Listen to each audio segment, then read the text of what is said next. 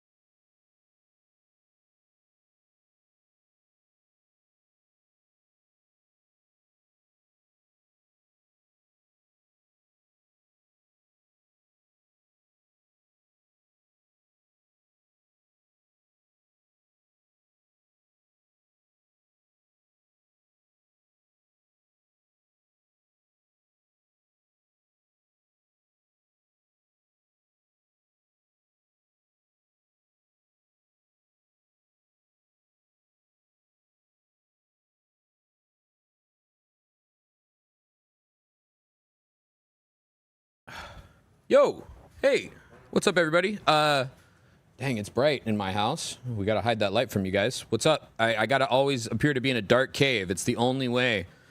It's the only way I can keep my image, dude. I can keep my image intact. Hello, everybody. Welcome back to a little more high fantasy, dude. We're doing it. Grim Hollows tonight. It's gonna be really good. It's gonna be really good. I feel like I'm on a roll. I feel like I'm on a roll right now. I don't know. You guys tell me, but I feel like I'm on a roll here. Grim Hollow tonight. Yeah, we're doing D&D tomorrow as well, so we'll be live again here on Little High Fantasy and on YouTube and everywhere else for our other campaign that we're doing, which is the Mind Goblin campaign, where we're trying to find out if you mind Goblin, dude, I guess. And that one's really fun too. And I've got another fucking sick ass episode there. Okay, so what Grim Hollow's at a very exciting point right now, which we're not going to get into the details, but at a very exciting point right now. And the other campaign has literally just entered an ancient luchador tournament underground, right?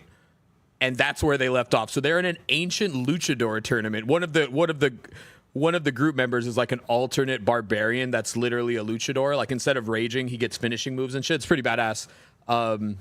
We'll be doing that one tomorrow as well. So super stoked to play today. Super stoked to play tomorrow. And yeah, let's see. Let's get in here. Let's see what we got.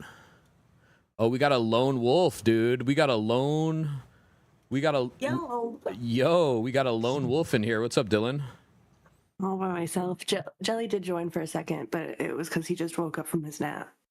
I was panicking. Did it end? What time is it? Where am I?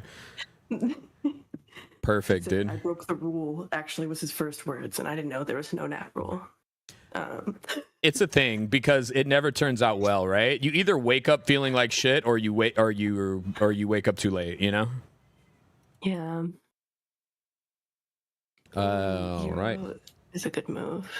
And then I was talking to Jelly about how I was debating ordering shrimp wonton soup, and I didn't see the text at the time, but in that same moment, my dad texted me asking if I want wontons. Wow. Oh my God. God is real. It must be magic. Yeah. Wow. That's a spell if I've ever heard of one. Yeah. Good stuff. Good stuff. Yeah. What did I eat? I didn't really eat much. I ate at work. Is what I did. I ate a little salad at work. I've just stopped eating. I just stopped eating. I was trying to not be judgy. Don't do that. I haven't stopped eating, but like I literally eat less than half of what I ate like 3 months ago. Like I just like will snack on fruit. More today than a quote little salad at work. I had a little salad at work, and then it was a plate. It was a full plate, but it's a salad. And then I got a coffee, and I got the kids French fries. I didn't get anything for myself, and I ate some of their French fries. So I ate probably 15 French fries. So, it's good. I cannot hear anything yet. It's good. I've lost like 27 pounds in 2 months. Hell yeah. Yeah, I'm going ham. To your body. Well, no, I eat hella fruit. I'm smashing fruit. Okay. That's my rule. Any of the things you ate today? I didn't eat any fruit today, but I do have watermelon if I get weird. If I start getting angry or whatever, I'm gonna go get some watermelon. I start getting angry and get some watermelon. That's Put that on your tombstone. That's it. That's it. That's a great quote. I start to feel upset. I had tuna, like canned tuna for breakfast and some crackers and some bread at work. And then when I came home, it was my cousin who I lived with's birthday yesterday. So, and the night before, she stayed at her parents' house. And her mom said, "What do you want?" And she said, "I really would love a seafood boil." So I had seafood boil leftovers after work. Those are the best leftovers. Crab, shrimp, the little corn. the scallop. With little corn? Do you have a little corn? Just fish. Just the fish? That's heavy. You have some rice or something on the side? No. Damn. I've only eaten fish today. And cracker and a slice of bread. It's funny because I just projected you, like, I don't know if you have stream up, but you're like opacity over the city of Senise. So like, you're like, I have only eaten fish today. She's a method actor. She's a method actor, dude. This is how I do it now. This is how I do like the just chatting. It's nice, you know? I can't method act, Val. That's true. Well, you can only eat fish. You just eat fish and pretend, you know? This was a beast. How many portions do I have here, dude? Eating all my steaks like rare. Yeah, one piece. You know what I mean? Like you go up to the meat and cut off one piece and walk away. Yo, what up, dude? We get a haircut. Haircut action. Yeah. Hell I yeah. like it. Hell yeah. Looking good, dude. Looking fresh. Looking fresh. Look at our lovely adventurers here, dude. Just flying over us like angels. Oh no. Oh, right. I gotta go grab some alcohol. I'll be right back. I have wired earbuds right now because I left when I was doing the seafood boil. I took out my AirPod. You show me 2 bottles of liquor as your explanation. You're like, I'm using AirPods right now because, you know, 2 bottles of liquor. So, you know, AirPods. I'm gonna get so drunk. It's gonna be too hot in there. No, I lost access to the headphones. Oh. Back to his home. Why don't you buy headphones? Because I have 3 pairs of the earbuds. Oh, okay. that Air Like, so Canada you're gives you set. for free when you go on the flight. Okay. I have one singular AirPod. Let's go That's frugality, well. dude. And Frugal. No, because I bought. He said nope. I'm still wasting money. I'm still spending a lot of money to do this. Wait, no, actually, 3 or 4. No, because one time I just bought one AirPod by itself when they let you do that. but from the 3 sets, I've either lost both or one of them from all of them. Yeah, I've done that. So right now I lost another one. So I have 1 working AirPod and 2 AirPods that don't match each other and don't work. Have they ever turned you down for trying to buy the one AirPod? I got turned down. I did it once successfully, and then they turned us I down. probably did it in like 2022. It was like the only reason, like even the person was like, "Are you sure you don't want to buy 2?" Because it was like a $50 difference. Yeah. I don't have that $50. Yeah, I don't have it. What do you mean? Do I want to buy 2? Yeah, I want to. You know, I can't, dude. I'm here. But I got exactly that amount of cash here. Yeah, like why do you got to degrade me? Like, listen, I'm already here buying one headphone from you for $100-something. Like, come on, just like let me leave. They gave it to me the first time, and then the second time we're in there, it's my daughter's, AirPods. So I'm trying to do the insurance for it. And they're like, yeah, like you've already, like we can only do that for you like 1 time, or maybe it was only 2 times. So they're like, you got to buy both, man. And it's like, damn, dude, like you won't even sell me one. Like I'm not even good enough to buy one. You know what I mean? Like, yo, won't even sell me a single, you know? Like, nah, like if like, you know, like we don't even want to fuck with you. I'm sure it's changed, but when I was little, I had one of those like iPod touches, and that bitch was first of all unbreakable. It would like one time I got ran over by a car. I dropped it so many times, but then after it got ran over by a car, the screen didn't crack, but it did. The screen stopped working entirely like a month later. And as like a lesson to like little kid me, my parents were like, "It was so expensive. You broke this thing, whatever." Found out later, my dad just got really mad at the Apple people, and they gave him a new one for free. It's not working at all. It got ran over by a truck, like under the wheel. Didn't crack. They lied to try to teach you like one lesson, but instead you learned a very different lesson when you found out it was a lie. You know, now you know to like deceive to make a point, you know, like yeah, that's fair. I could see myself complaining about some shit like that too, though. It's just, you know, I don't know. I could see myself doing it if I'm being real, you know. No, it's definitely still annoying.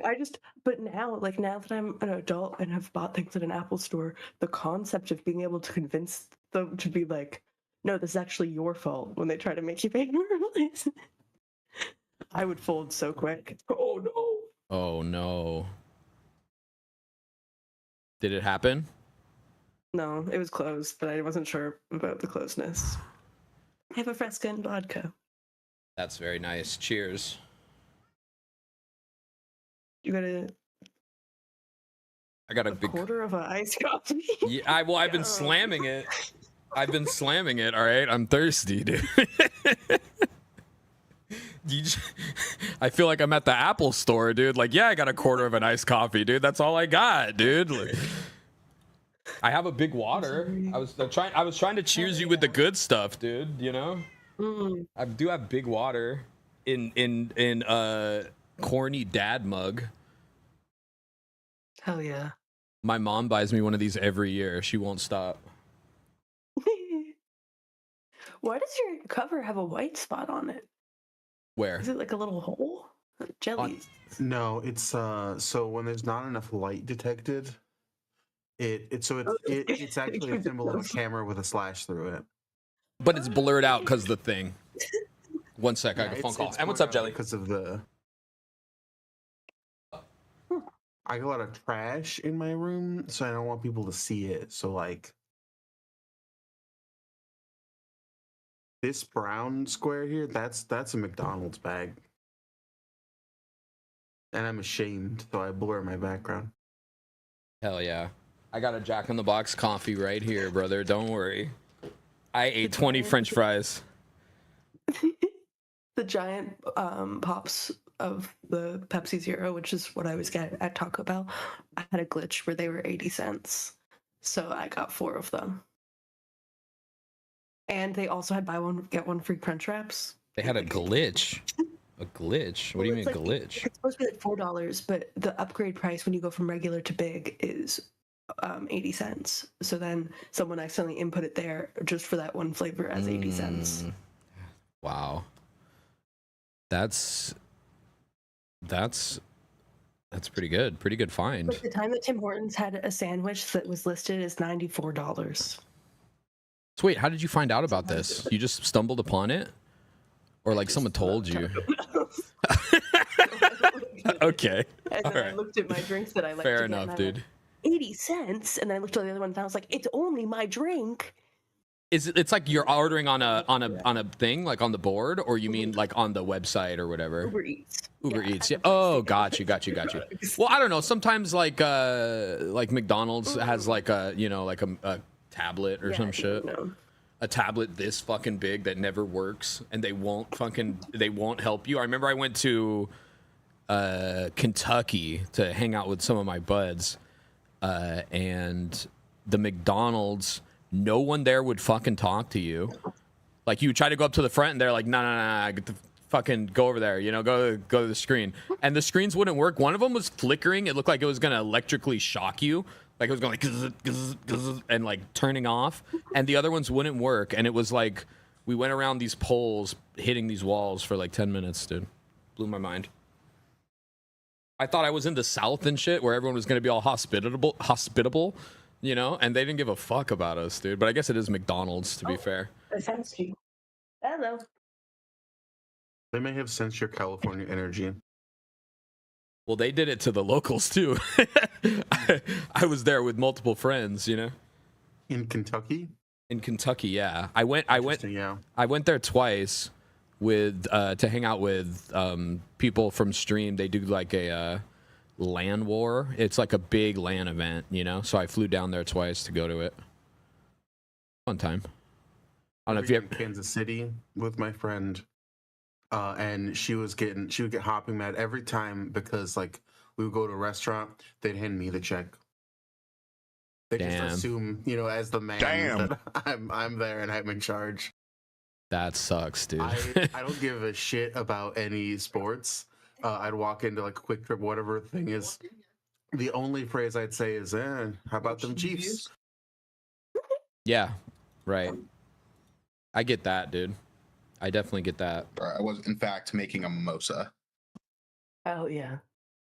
You weren't trying to just get one small beer from your keg, but then the top broke off and it started shooting everywhere like a fire hydrant, and then A mimosa. hell yeah. Very nice. That did happen. This was just the cover story. Yeah. You said your dad's afraid of what? I think The he's camera. afraid of accidentally getting caught on the camera because he didn't say anything until he left, and I went, love you, and he went, love you. Also, Jimmy, I don't know if you saw my text, but my dad texted me as we were talking about me possibly getting wontons, saying, do you want some wontons? Isn't that beautiful? Yeah, didn't I respond to that? I didn't look. Classic. I don't know. I don't think you got my message to you. Oh yeah. Nice, now see. I was scrambling, so I didn't respond like a lot. No, I just didn't. When I had it scrolled down. Discord update. Messages of the other one, so then it just nothing. Yeah, when you have D&D or like you're about to do some gaming, never touch the little green arrow. The little green The arrow. green arrows for when you're not in the middle of like anything. I know. Oh, the update guy. Yeah. There's so many times that I had that I little always green forget. arrow. Yeah. I touch it and then it ruins my night. Like it. Yep. Discord has been like, oh yeah, you know all your sound settings that are so particular. I forgot. I can't remember. I'm sorry. I can't remember. Also, I moved a bunch of them. Yeah. Fucking hard. I love this big. I almost called it a bag. This big bottle of. A big bag, dude. Some real Canadian shit, dude. This bag of hot sauce. Put you on that wall, It's a set big it off bag. in this motherfucker. What's up, honey? Whoa. That's pretty standard for honey, I'd say. Standard entrance. How we doing, honey? Yo. Not a visitor. Okay, well, he's leaving. Yeah, what's up, There they visitor? Visitor. Visitor. They went out of there so quickly. Said I'm fucking gone. He went to go change his clothes over. Wait, We don't actually talk about how my new boyfriend looks just like Ultra Piss. We don't have to talk about it. Shut up, at dude. all. That's funny. That's exactly what Dylan's dad did just a second ago too. He got the fuck out of here. He didn't He'll look be like. back. What is that, Charlie? What's going on with the empty space in my guac? You have to pay extra to fill that bitch up, boy. I'm telling you. I don't know. Ask Taylor Swift. It's a weight thing. They gave you your grams. They It's all there. We could have made the cup smaller with that. You happy? Yeah, it's all there. Weigh it out, bud. Just weigh it out. It's all there. Anyway, that's why I've been absent lately. Oh, new boyfriend. New boyfriend. Ultra piss. What's his name? Is it Ultra Piss, Jake. dude? Jake Pissed? Jake. Yeah, I collectively Jakestra. of my 33 years have been in a relationship for maybe 1.5 collectively.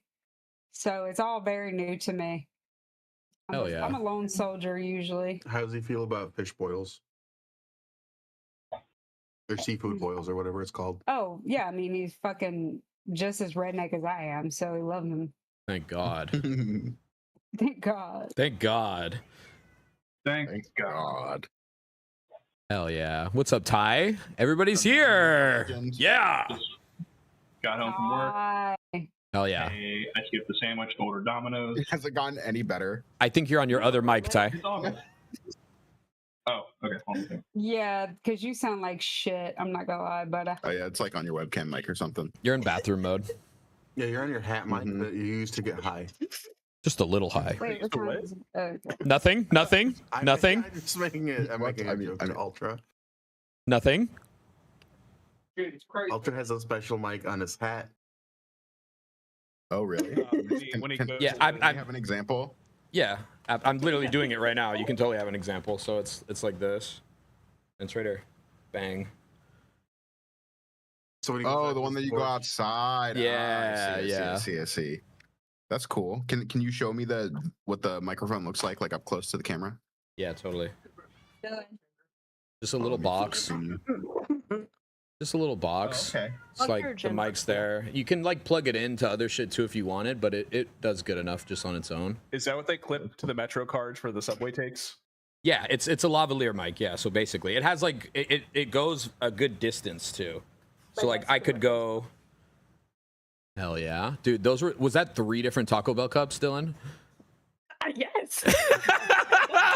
She wasn't playing, dude. She wasn't fucking playing, dude. That's why I Don't fucking try her, dude. That's 3 cups, dude. 3 large cups. 3 Taco Bell cups.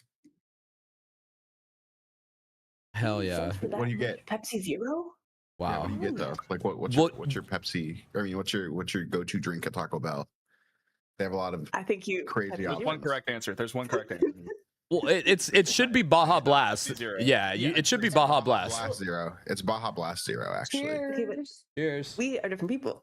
Yeah. Yeah, that's This true. is Yeah. happy juice. No, we're not. We're not You're different. one. I think. Yeah, it says happy juice. Okay. Oh, sorry.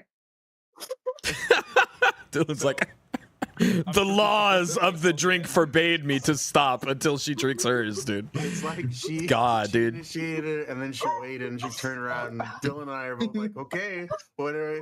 And then she goes again, and then she's like, oh wait, I'll go wait it again. So funny, dude. So You funny. made these rules, honey. Look at the shirt. Isn't it so cute? It's a Adidas shirt and it's got a little bow on it that's made of shoelaces. Wow. golly. It kind of looks like the puma, like from far away. It was the only That's confusing brand work. Look, can you see it? Yes. Yeah. Mhm. You It know, was I the said only, before you said what it was. yeah, it was the only one I could find at the store and it was my size. It was meant to be. Thank you for my tequila. I did not want that shit. Sure. I said I'm sure Boogie filled you in, but we met in real life for all of 8 seconds. Yeah. 8 seconds.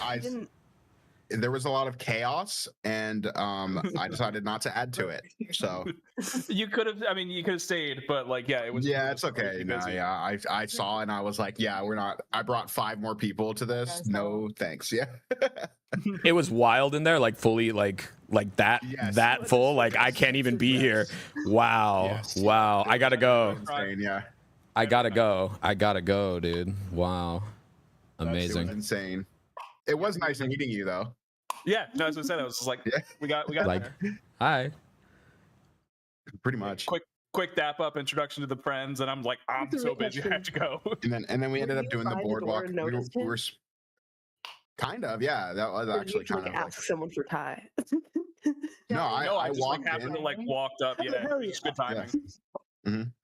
Jelly, every time you wear that shirt, I get so jealous because I want it so bad.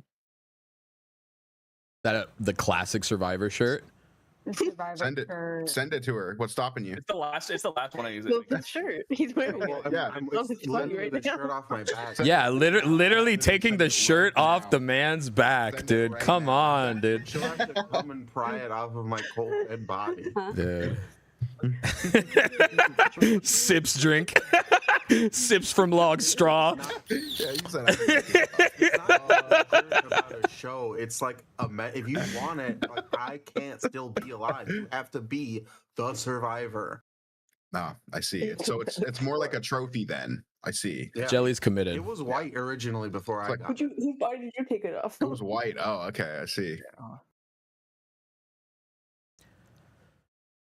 That's insane. What insane to so- win a shirt out of single copy. Thinking about the fact that that shirt used to be white, but it's currently red, which means that you stole that off of someone like maybe 2 minutes ago. 'Cause otherwise it would be brown. It's not the right color. It's not dry yet. Yeah, it's not dry yet. Yeah, It's not dry yet. it's not dry yet. All right. Well, obviously, what happened was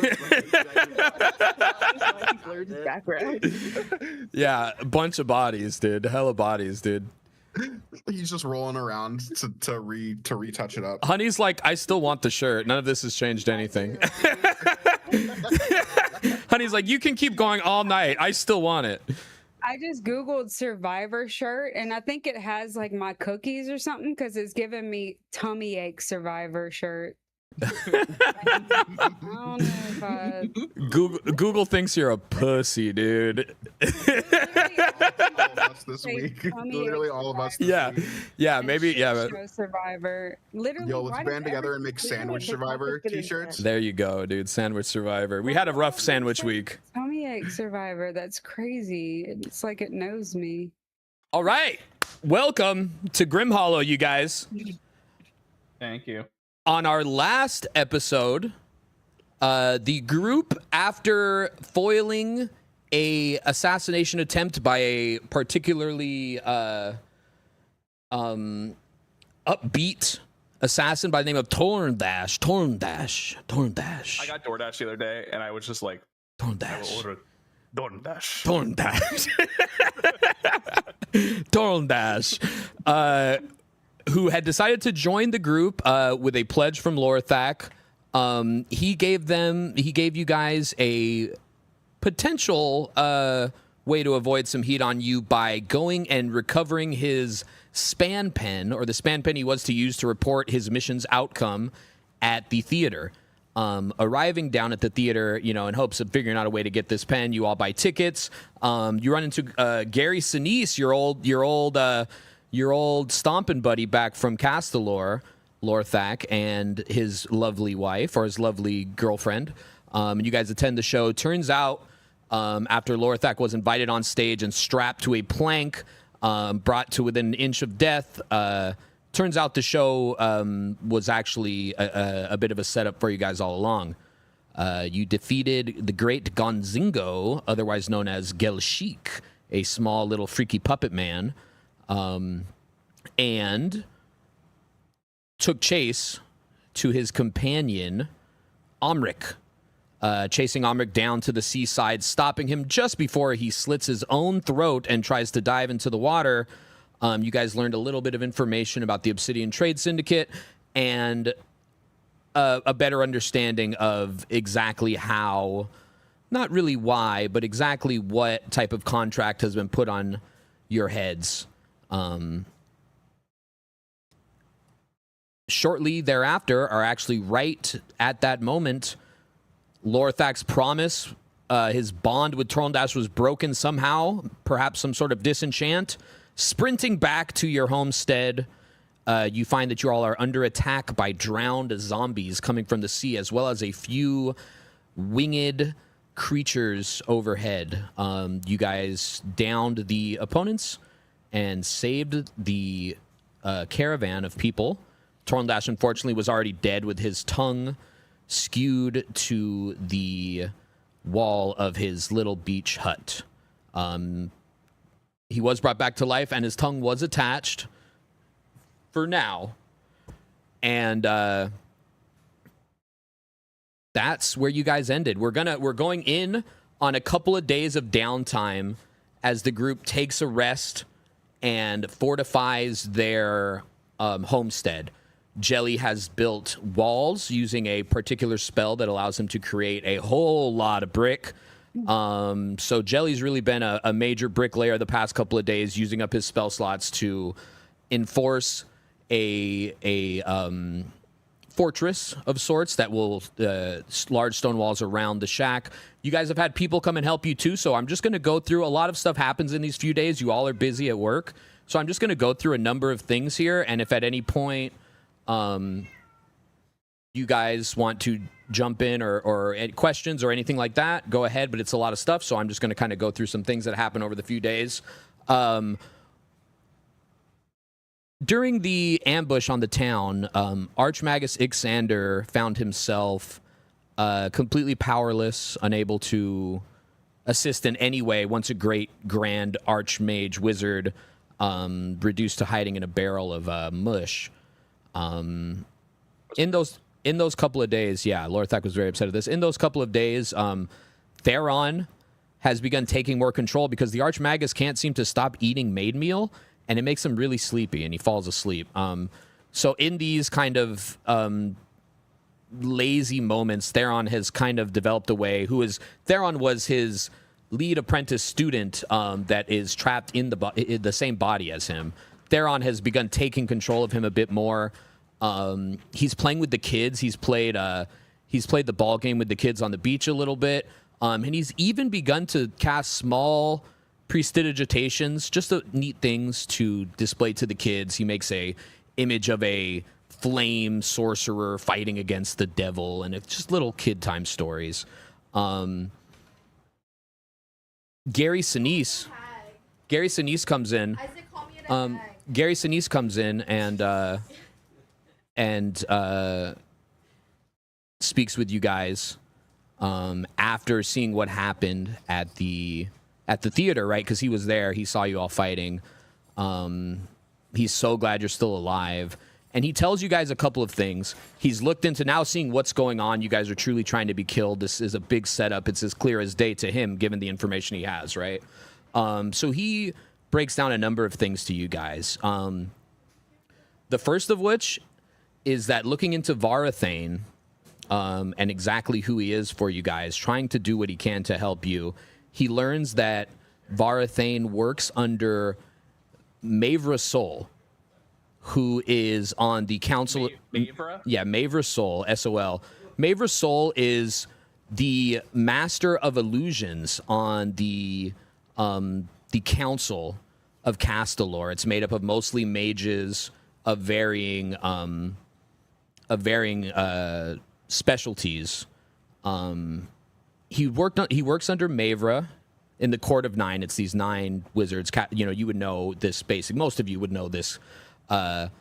Castelor and basically the Morning Dawn War operation as a whole is led by a group of, well, it's 9 wizards, and it became the Dawn Synod with a general as well from the Morning Dawn, and they make the decisions for all of the Morning Dawn in the fight against the Crimson Court as well as other matters. They're really the top of the top in Ravos. So he works under Mavra Sol, who is on a council of that 10. Yeah. I'm sorry. Does the council have a name? The Court of Nine, or the Dawn Synod, is the 10. The Dawn Synod. Okay. Yeah, the Dawn Synod is the 10. The Court of Nine are the wizards. The Dawn Synod is those 9 plus one more person, which makes up the Dawn Synod. So she specializes in illusions, espionage, and information gathering. He wasn't able to find anything in regards to her work or what she does. But he does know that Vara first appeared under her command 3 years ago. He couldn't discern as to why or what or any reason specifically, but tracing back, Mavra had been conducting some work in Malkovia at that time. So he thinks maybe this could have been something that happened in Malkovia for some reason. Nothing on the nature of her work there. The timelines just seem to match up. He also tells you guys some much more kind of dark news, which you all already knew, but his reports coming back from, Morning Dawn scouts are that they have confirmed Crimson Court caravans and militia moving north to the Valicans, beyond Senise. They're not sure exactly why, but he thinks that they're trying to surround Ravos by controlling the north, and thus, there's nowhere to go. That's what he thinks. World map real quick. Yeah, totally.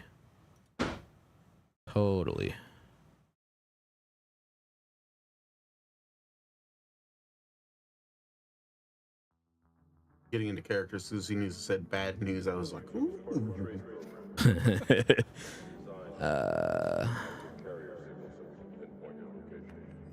Boris. Thank you. Of course.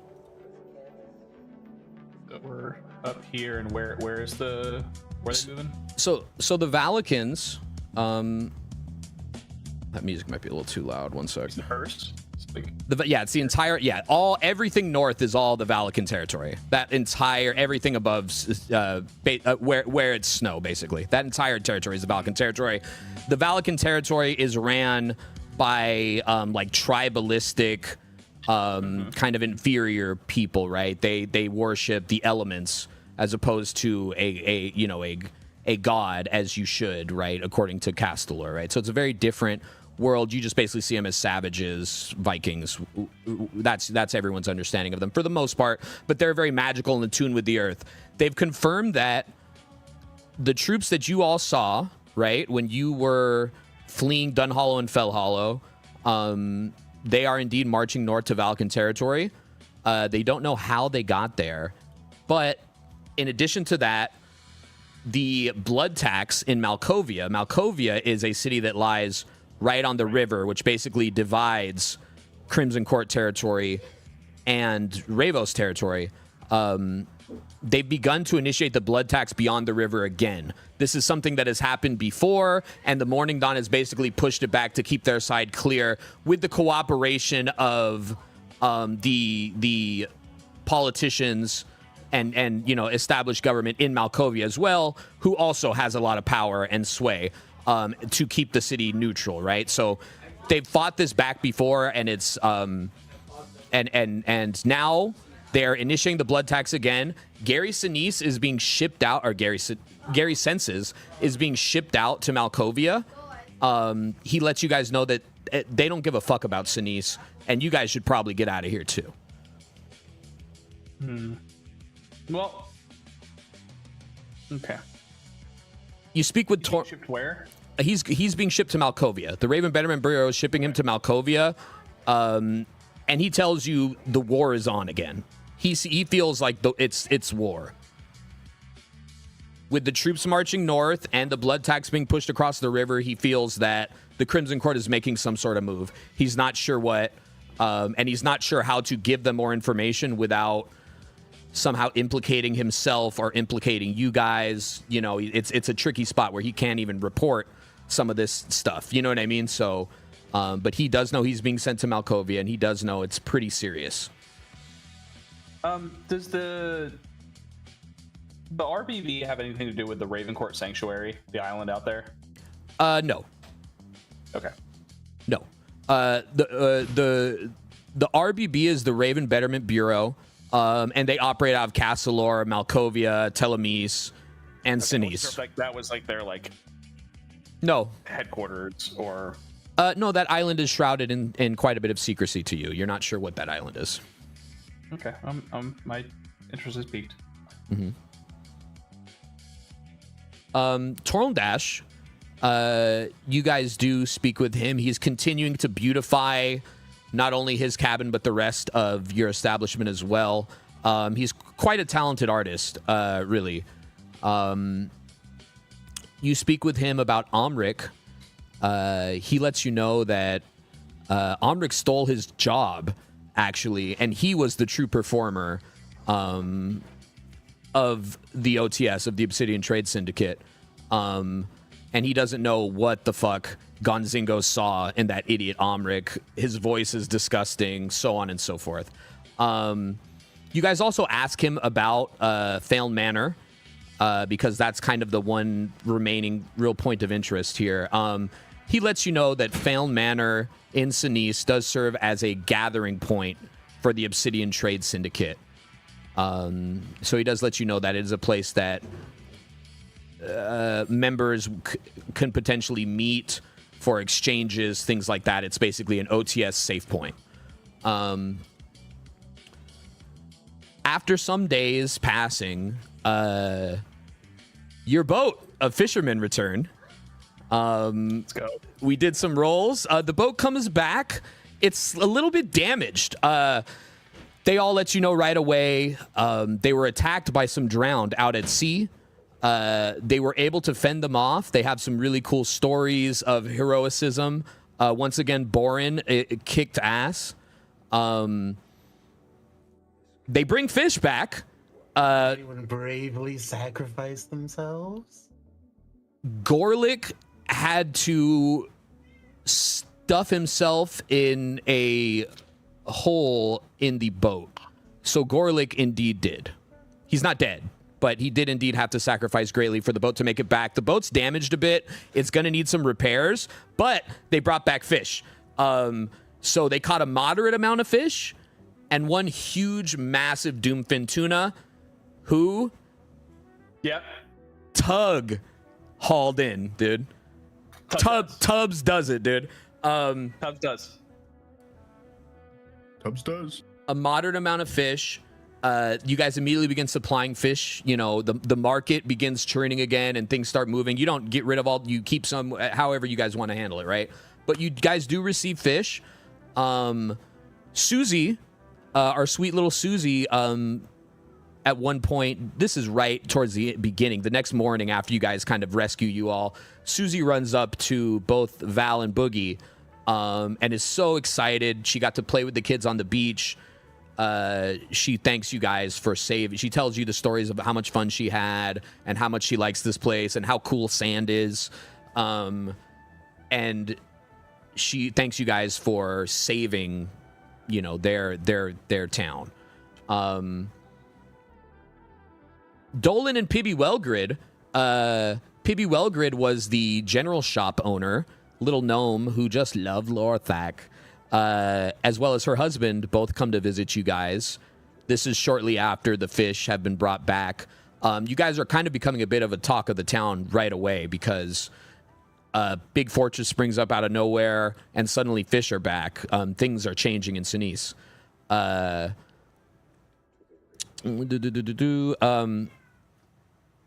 So Dolan and Pibby Wellgrid come to visit you guys.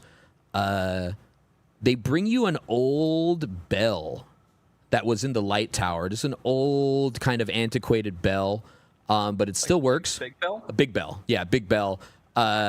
Dolan tells you that it was just an old thing they had laying around in the lighthouse storage. They don't use it, and they wanted you guys to have it. He also tells you that he saw you guys fighting from the lighthouse. Dolan works at the lighthouse late at night, you know, all through the night. It's always night. He saw the fight occur down on the beach. So he kind of is knowingly telling you guys that they want to help. And also, you know, you had the conversation with Pibby, right? Where you expressed to her, you know, your group and how bad of a spot you guys are in. They connected the two together and realized they want to help you guys. They bring the bell as could be used as an alarm, and they help you guys set it up. Dolan also helps you guys with some basic trap systems and extra security measures for the door, for the tower. They set up some help you guys set up some stationary weaponry and things like that. He's a tinkerer, so he can do all sorts of things. He gets you guys set up with just kind of a few basic things for your little homestead here. And they make a business proposition to you guys. Pibby does. Pibby wants to manage security as well as maintenance efforts on an ongoing basis in exchange for 10% of your fishing business. One more time. So Pibby, who manages the general store, as well as Dolan. What are Pibby's qualifications in security?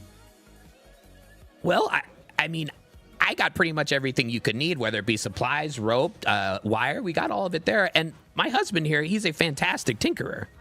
And he goes, he can make anything. He's already made for you guys some really neat traps in the doors, as well as he seems to know security quite well. In particular, he's set up the towers. He set up traps. He lets you guys know that he likes to play with models. He likes to make little models of castles and things like that. So this is his thing, you know. Back's really pumped, but he's a bit fucking sick. Yeah, he makes some really cool. He makes you guys some really cool add-ons and details. And they're willing to continue to help you guys on a regular basis, coming by, making sure everything is secure. He keeping an eye on you guys from the lighthouse as well. And providing you guys with the supplies and any repairs that would be needed on an ongoing basis.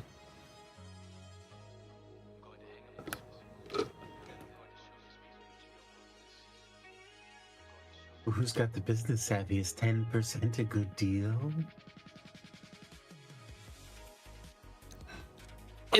We're not rolling in gold right now. I don't want anything now, sweetie. Oh please, Lord Thack, I don't want anything now. Okay, we're gonna help you guys, and if this thing gets off the ground and you guys start, having some success, we'd just love to be involved. Things are hard, and we would like to get ahead too, just like you guys. That's all it is. We want to work together. You know what they say? The ocean provides. That it does. Pibby makes during this conversation at some point, you guys have a massive doomfin tuna hanging up. She eyes the tuna and Lorthak, you do recall that you promised this lady some doomfin tuna. I remember. Yeah. So she does eye the tuna at one point. She doesn't say anything, but she does look at it. So I'll leave that up for you to decide there how we do with this tuna. Lorthak's just he's gonna see that doomfin and he's just gonna go to Tubbs and he's gonna go. All right, listen, Tubbs. Best cut, first one, freshest. It's gonna go to that lady right there. Now, they might be potential business partners with us, so I want you to show them what real quality products we're bringing in. Not saying anything yet, but nice prime cut. Go there, right there, maybe. Tubbs immediately throws an apron on and gets a big knife. And he's like, Tubbs does. Tubbs, who knows how to cut up a fish? Tubbs does. And he cuts sass. Set him up for as many of those possible throughout the entire time. Just an infinite number of leading questions where the answer is Tubbs does.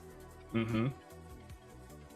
Tubbs does. He cuts off a perfect fillet of fish, wraps it up in like some like waxy paper kind of thing, and puts a barcode on it. No, I'm kidding.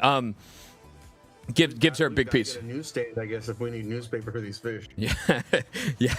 Yeah. So he sets her up. He sets her up with a really nice cut, and she says, "Thank you so much, dear. I'll be honest. I didn't think I was ever gonna see any tuna, but you guys, wow, we've never had anyone come through like this before. It's you guys are amazing. Oh, Lorthak," and he gives Lorthak a hug, and then gives like a meager wave to Sandy. Hey, listen. Here, do we have a group name yet? Did we figure that out? No. I don't think so. I don't think we have. Nah, yeah. That's upsetting. We'll work on names. But we go out. Tubbs does. She comes back. So, my pizza's here, so I'll be right back. Go ahead. So I think this agreement sounds like it's going to be a yes. We can go back to it if we need to, but so now you guys have, you've got these kind of partners and this potential thing. This was never really an idea for a business, but all of a sudden things are happening. Marlon's obviously very chipper, and he's changing things out. He's ripping down signs. He's changing, what his plan is now, because he can actually begin to process fish again. The people of the town, as these fish start to go out and hit the market and people go and buy fish, they haven't had fish in a long time. It's been literally outlawed, and they've been forced to all eat this made meal. And it's based on what you guys have seen it do to Ixander, it doesn't seem healthy, right? It's Obsidian Trade Syndicate food, right? It's slop. It's like, It's bugs. It's bugs. Yeah, it's junk. So people start to show up to your fortress. A woman and her children, small, different villagers, and they come to thank you guys, and they actually bring you all various like homemade jewelry made out of like tree leaves and beads and stones, all sorts of different things, like things that are like leis with like palm leaves, little bracelets, all these different things for all of you.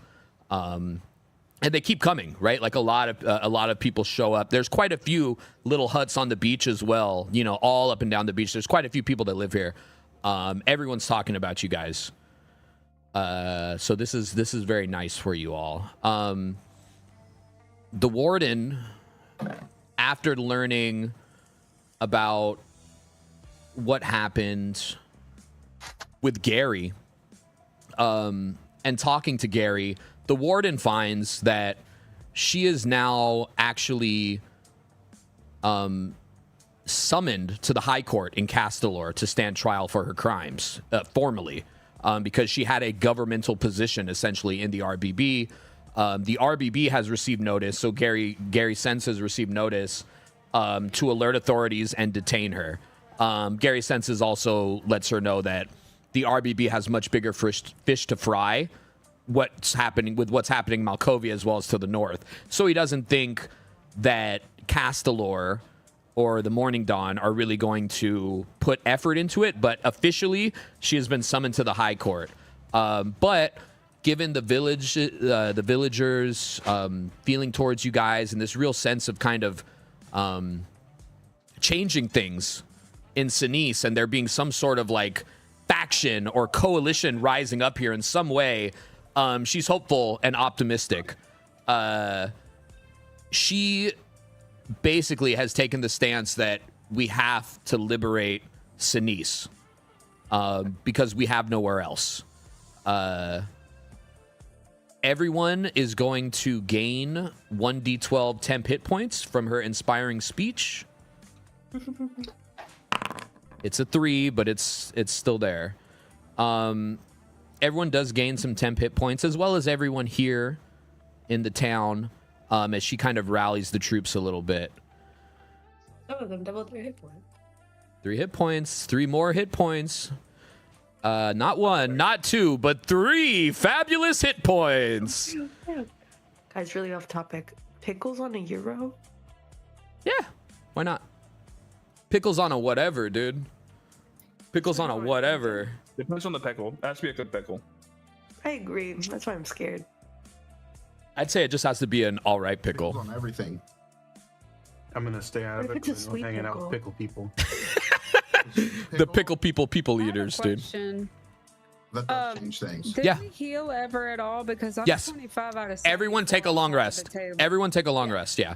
We're spending like this is all taking place over the course of 3 days. So you definitely long rest.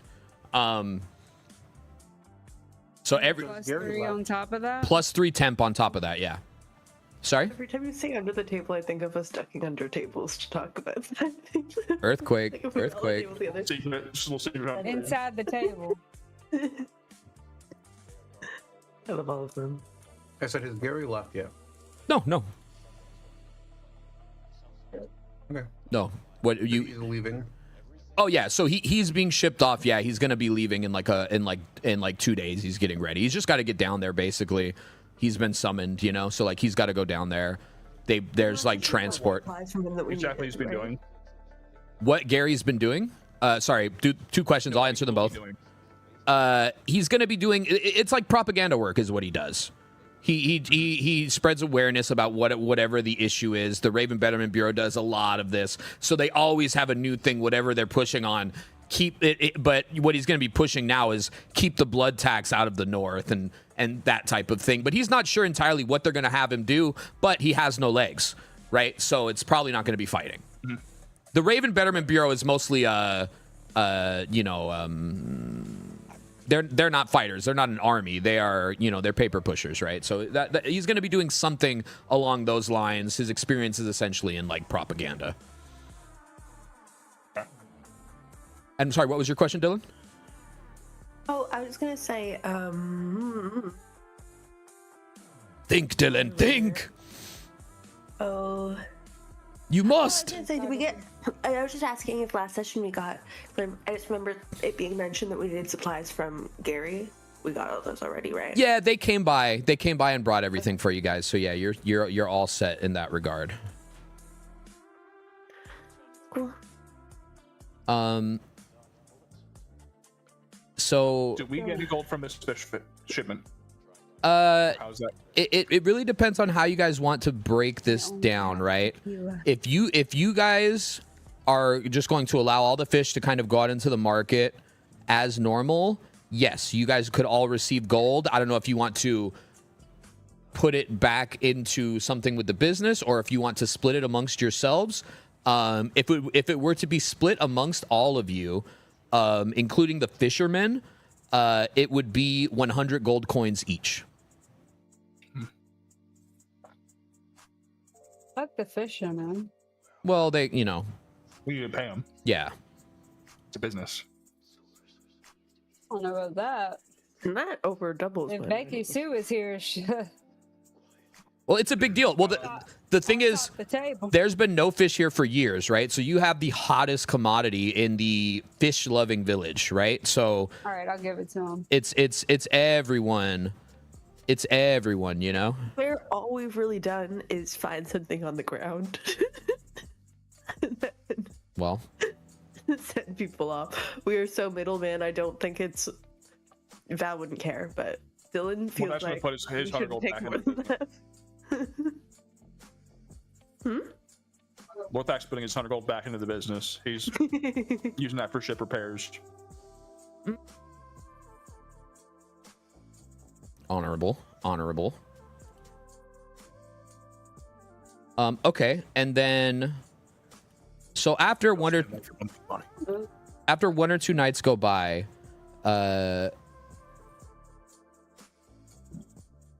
Thorn has decided that she has something that she wants to do on her own. So late at night, Thorn, you do find yourself getting suited up. None of you all know this. Thorn has not spoken about it, but Thorn intends to go on a bit of a reconnaissance mission to Phaln Island. She's heard of this place and privately has a bit of a beef to settle with the Obsidian Trade Syndicate of her own. So Thorn, as is her nature, decides not to put anyone at risk and make her way out at night. Thorn, you're getting suited up. You have a silver dagger that you're tucking into your boot. As you're doing this, Thorn, it's pretty late. Everyone's sleeping. Val does happen upon you as you are kind of, you're kind of caught red-handed a little bit here. She doesn't necessarily know where you're going or what you're doing, but Val, it does seem apparent to you that she's maybe suiting up for something. Where are you headed? Just gonna go for a walk. And you need all your things for that walk? Yeah, just gonna clear my mind. Can I do insight? Yeah.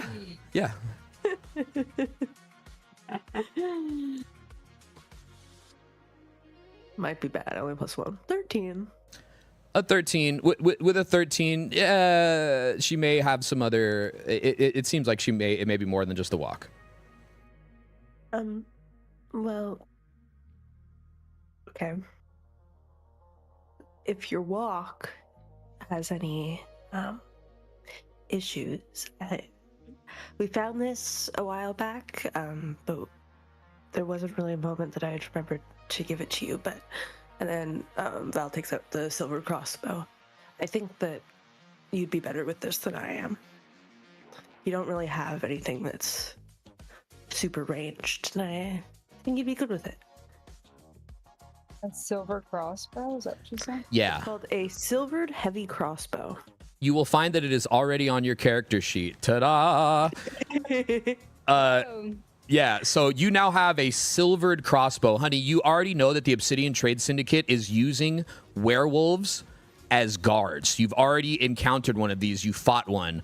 Werewolves are very weak to silvered weaponry. You know this from firsthand experience, and not just from your monster hunter schooling, which would have also taught you that. Right. So you accept this crossbow, and you take off for your walk. Thorn, you've already been planning this for a night or two. You head down to the water a little bit ways up the beach. There's one of the old little dinghy boats that you dragged out the other day and kind of set up there with some rocks in it. And you bring with you a little gadget that Dolan left behind. It was a prototype of something that he was working on. But it's a small little engine with a few little whirring blades. Little P-row? Yes, exactly right. You hop in this boat, and using this little gadget as a propeller, you make your way across the small expanse of water to the back end of Phaln Island. Can I get a perception roll from you? Of course. But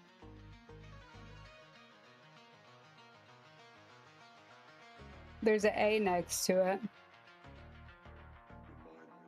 An A next to what?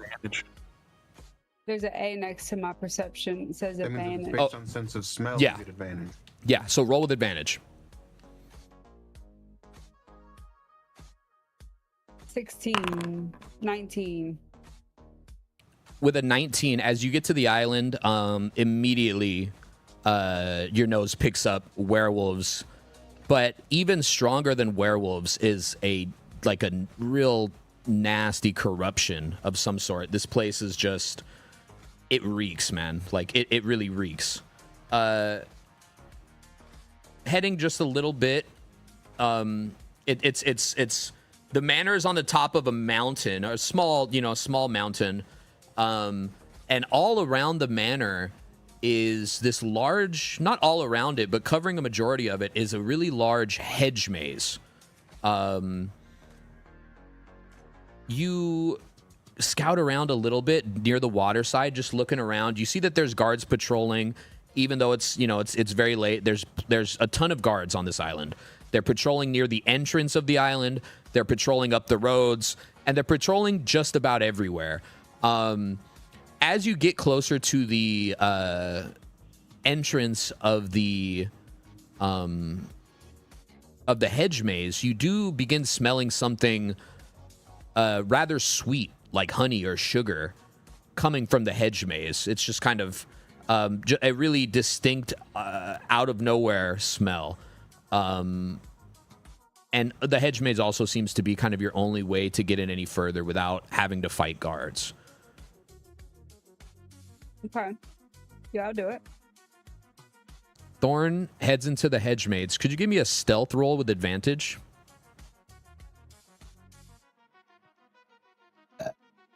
Sorry. Excuse me.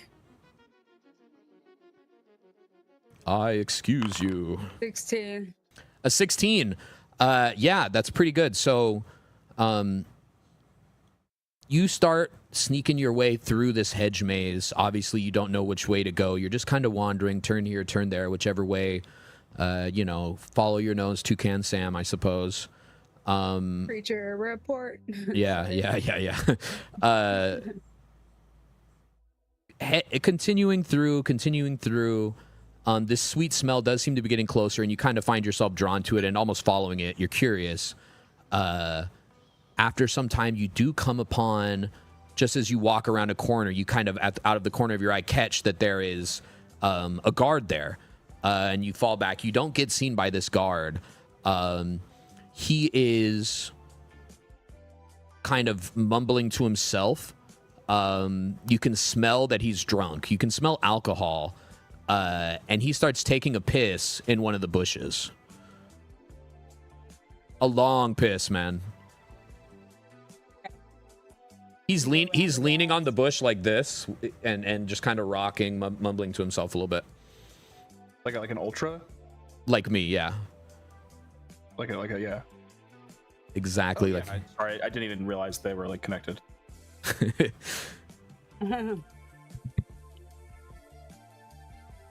I'll go around him.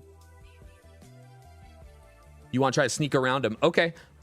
Give me one more sneak roll. With advantage.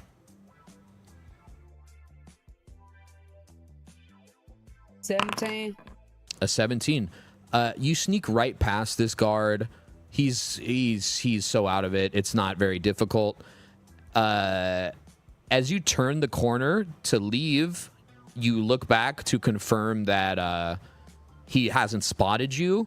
And right as you look back in this moment, you see him get pulled through the hedges that he's leaning up against. He just gets yoinked with like such force, and he's just gone.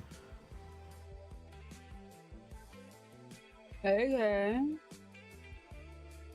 You continue. Yikes. Yeah, right. You continue moving through this area for a while. Eventually, you're getting closer to this sweet, sweet smell, right? And eventually, you come to what is a dead end in the maze, right? You turn a corner, it's another dead end. You've hit quite a few now. But as soon as you get to this dead end, something catches your eye.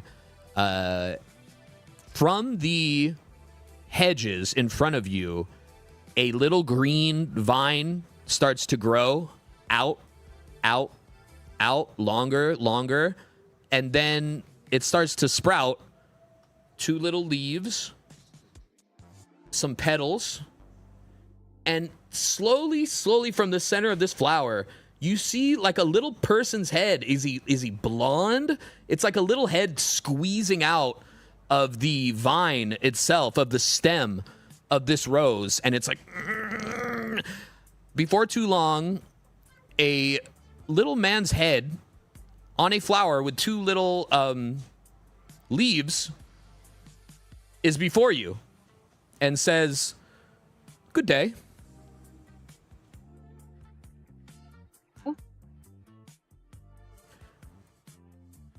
What brings you here?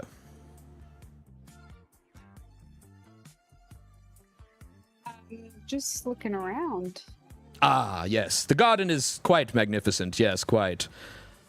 Is this your first time here? No. Is it? It is. Wait, is it?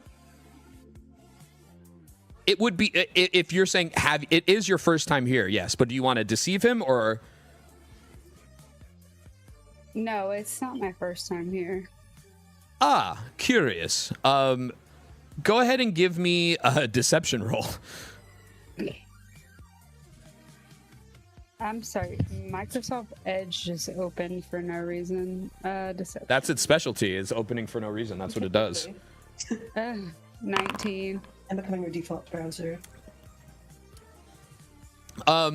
He ponders for a minute with the little leaf on his chin, and he goes, "That's curious, because if you had visited here before, I would imagine that I would have known, be it my garden, although I can't quite visit it anymore, lest I'm in this, well, I realize that I look quite ridiculous right now, but this is the best that I'm able to do given my circumstance." Yeah. As you're just kind of befuddled by this flower, a large, thick, black bumblebee starts kind of buzzing around the area. He starts kind of buzzing around the area and is getting close. He says, "Oh my! It is enormous!" And he's kind of swatting at it with his little leaf hands. Thorn. And he's got little leaves for hands, right? But he can't really, he can't reach the top of his head. It's a big head. Let me show you his head. Please don't. Do it. Oh my god. This is the head. This is the Lord. This is the head of the person you're seeing. Joffrey, okay. Shoot, I'm on the wrong thing. I just realized. There we go. So this bee is now buzzing around him, and somebody says, "It's tickling me. Surely someone a larger individual surely would be able to hand to best a bee of this sort." And he's just struggling with this bee.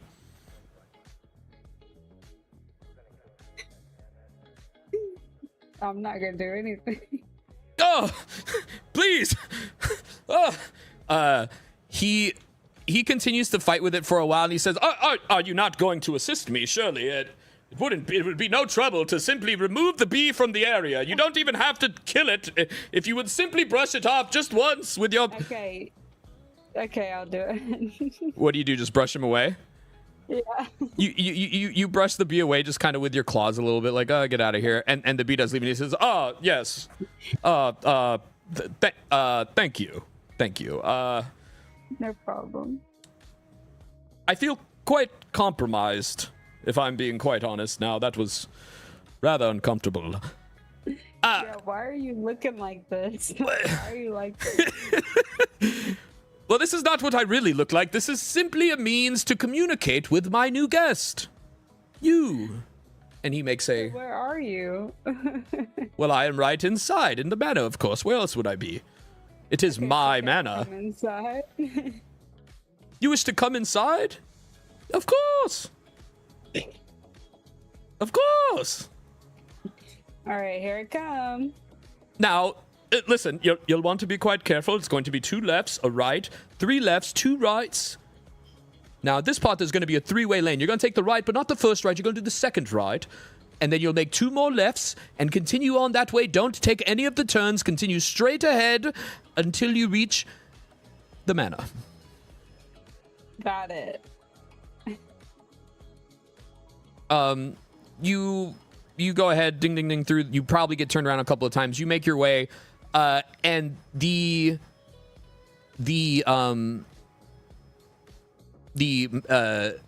hedge maze opens, and you're like right on a window that's left open. Oh, I'm getting through that head. Yeah, honestly. you hop through the window and straight into a large dining hall. At the head of this dining hall is sitting a short, stocky, aristocratically dressed man, the man who you just met as a flower, sitting at a table. Hello. Well, good day. I'm glad you made it. You followed my directions, right? I hope you didn't get turned around in there. It can be quite tricky. Not even once. Splendid, splendid. A true navigator, a leader, perhaps of a group of adventurers or a band of heroic individuals. Surely, yes. Please, have a seat. Thanks. Got any alcohol or food? Or both? As a matter of fact, I do. He snaps his finger and the table is covered. This is like maybe a 16-person table. It is covered in food of all sorts, wine, spirits, anything you could imagine. It's all there. Please, help yourself. And I will. Yeah, you enjoy yourself a meal. You're going to gain 1d10 temporary hit points from eating the meal as well. So this would replace... Oh, it's a 2, so it's not going to replace your 3. So you don't get anything. But you eat the meal. It is delicious. It all smells wonderful and fantastic. And he says, after you eat, he's eating with you. As long as you're eating, he's continuing to eat as well. And he says, it's lovely to have a guest, not unlike the guests I have now. Although I would never say anything bad about them. It's lovely to enjoy myself just with someone new. Someone new is all. And then he leans in a little bit closer to you and he says, speaking of people, would you mind telling me now what your intentions are with this island here, with my manor? I'm just here on a little bit of investigation. Indeed, yes, investigation. But investigation into what specifically?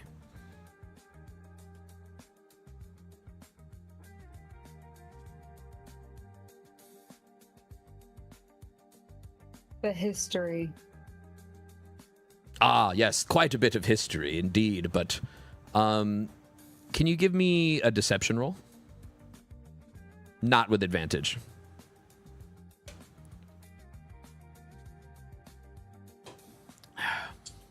15. A 15. Quite, yes. So you're a historian. You have quite a bit of blades, knives, crossbow, quite a bit of artillery for a historian. Yes. Yes. And what is the reason? Sorry. Quite. I knew someone here at one point. I'm just trying to look and see if there's something that I can find out. Ah, I see. Yes. Perhaps I can help. Do you mind if you share your name with me? Thorn. Ah. He puts he kind of clasps his hands together and looks down for 3, 4, 5, 10 seconds. Your father? Yes. Yes, quite a sad story indeed. Yes, yes, I see. I understand now. Surely you would have a vendetta of sorts after such a horrendous experience. Yes. In fact, a vendetta with this very island, this particular set of people. I mean, I wouldn't say that, but kind of. Now, tell me, how do you intend to do it? Will you shoot them with the bow? Stab them with your knife? Do you have a band of adventurers? Will you raid them in the night? No. Absolutely not. Dear, I'm please, just trying to, I implore look you. around. I implore you. I mean you no harm. Okay, then yeah. I knew you were a reasonable person, a person of reason, surely. Yes, we're both persons of reason. Now, I don't want to waste too much of your time, what with your important historical information gathering and whatnot. Yeah. All I would ask is that whomever it is you might be working with to achieve these aspirations of yours, if you would please bring them to just have a quick meal with me is all I ask. It's just me.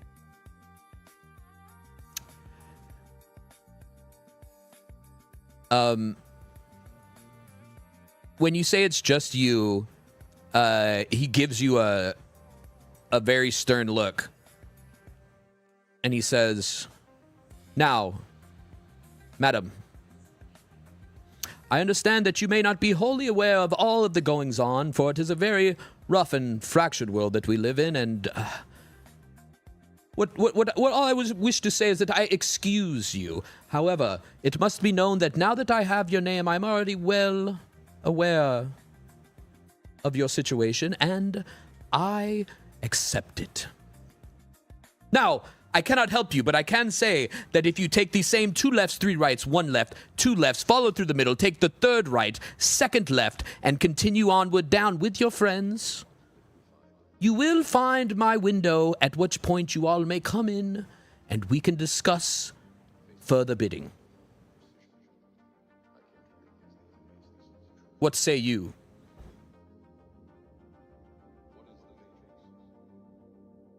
Make him repeat the directions. More wine, and another glass appears in front of you.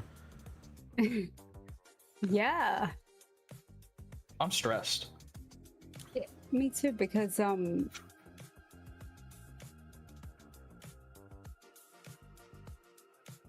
think this is like a me mission, right? Yeah, you're on your own. For On now. my fucking own. Okay, yeah, I'll see you there, guy. All right. After the free wine you were gonna give me. Of course, yes. He's another cup appears. Now you have 2 full cups of wine, 2 cups, 3 cups, however many you need. That's quite fine indeed. And he takes a small sip from a glass of wine, and then picks up his napkin and tidies his face, folds it and places it on the table, and stands up. He's about 3 feet tall. He's a very short dude, so he pops off the chair. And he says, "Well, then, I have matters that I simply must attend to. Please, remember, to get back, you would just follow the exact same directions, however, in reverse. And I hope to see you and your adventurers quite soon." Okay. 3 lefts, 2 rights, 2 lefts, 4 rights. Yes, but in reverse, you see. So it'll actually be 2 rights and then 3 lefts and then 1 right. And then you will continue on. And then the right will actually become a left because, you see, you're coming from the other side. You'll understand it. Just remember the directions as I gave them to you and repeat them backwards in your head. Got it. Excellent. Thank you. He walks out of the room and closes the door. I'm gonna go the 3 lefts, 2 rights, and 7 2 rights, 2 left, right. Yeah. Right, that becomes a left. You hop out the window back into the hedge maze. Hedge maze. I don't know why I can't say that word. And Hedge maze. I keep saying hedge mage. Hedge mage. Hedge mage. You head back into the hedge maze, and try to follow these directions back: 2 rights, 3 lefts, 2 lefts, 3 rights, 2 lefts, 3 rights. As you're just continuing on, you don't seem to find any guards. But at one point, you're nearing a corner. There's a light overhead. There's various lights kind of placed throughout. And you see the flicker of a black cloak kind of just leave. Immediately, you know this cloak to be your father's old cloak. Hey, I'm going after that hoe. You follow. When you turn the corner again, you see once again. Now you're certain it's him, and he turns another corner, right? Like you're for sure you see him. Yeah. You're following. You lose him for a second. You follow him the way you think he's going. He's not there. Then you hear him screaming in pain behind you. You turn around. You follow this again. You're running now, frantic, right? You're hearing him scream. So, you're reliving all these memories, and then you pop out. You turn one corner, and you're back at your boat. No. You look down, and right in front of the boat on the sand, there's a necklace sitting there. Okay, what's it? What is it? What's the necklace? You pick it up. The minute you pick it up, an understanding of what this item is, essentially an identify is prescribed into the item itself. This is a where is it? A blood chrysalis necklace. So it is a deep, dark crimson red chrysalis, inside of which is a small insect on a silver chain. When you wear this necklace, you understand that if you use your claws to attack someone that is both bloodied and flanked, 3d6 are added to your claw attacks if they are both bloodied and flanked. Okay. So it's a bit of a pack spirit. It has some sort of werewolf essence to it. You take the necklace, pop it on, hop back in your boat, turn on your little worry mechanism, and make your way back to the encampment. Safe and sound. Okay. Crazy. Crazy little side quest. So yeah, you arrive back, and this just about covers everything that happened. So I know that was a whole lot of monologuing from me, guys. I apologize, but it's all yours now. So you've come out of your 3 days. Your homestead is fortified. People are in good spirits. The boat is being repaired. It's going to probably need a week or two of repairs before they can get it out again. But they're working on it. And things are drumming along. You guys do receive money. So it'd be the equivalent of 100 to each of you. Or if you wanted to put it back into the business or do something else with it, you absolutely can. But each person would gain 100 gold from the harvest of the fish as they're sold. So now, Thorn, what do you do? What do you do with this information? What do you think here?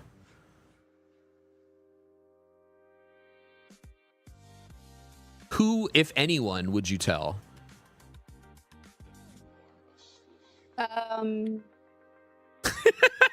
I love Sandy. Sandy's begging for it, dude. What's that? A personal tragedy? Tell me more. Okay, yeah, I'll tell you. Yeah, it's my dad. Is he dead? He was a hoe bag, basically. And he killed my mom. That's terrible. And then I killed him. So he's dead. He's dead. I'm slowly mimicking Sandy's voice. Thorn's like, I need to talk to someone. I just don't know who, and finds herself with Sandy one night. You know what I mean? Like, I need to tell this to someone. I just got to get it off my chest. And Sandy's like, I'll listen. If he's dead, what is he still doing? I have no fucking clue. But he's still doing something, ain't he? He was sitting there with that damn cloak, wasn't he? Not sure. But His teeth? I'm sure I killed him. Because it cost me a lot in my life to kill him. So do you have to kill him again? I don't think so. I already killed him once. I ain't gonna kill him again. So he's haunting you. I just called my cell phone. That's crazy. Is it a situation where you're being... Huh? What? Call on my cell phone from California. No, it wasn't me. The Ultra Piss? I did it. I'm trying to distract you. So is it a situation where he's back from the dead like a vampire, or is he haunting you like a spirit? Well, I don't know because I definitely killed him. So I don't know why he's there sitting there all crazy, like, because he could have said something to me, you know? He could have just talked to me and been like, hey, I'm a vampire or I'm a fucking ghost or something. He could have just said that. But no, dads are crazy. Dads are stupid. Well, we think about your reputation. If somebody you killed isn't dead, he's dead. I promise he's dead. Whoa. I killed him. I saw the life. Yes. I saw the life drain from his eyes. He's dead. I feel like while Thorn is explaining the father part to you, she like very slightly mentions like the flower man. She's like, no, it was after I talked to the weird guy with all the food. You know, like she like very like softly mentions it at some point, but like not as a priority. You know what I mean? Like she's like, this fucker is still alive, dude.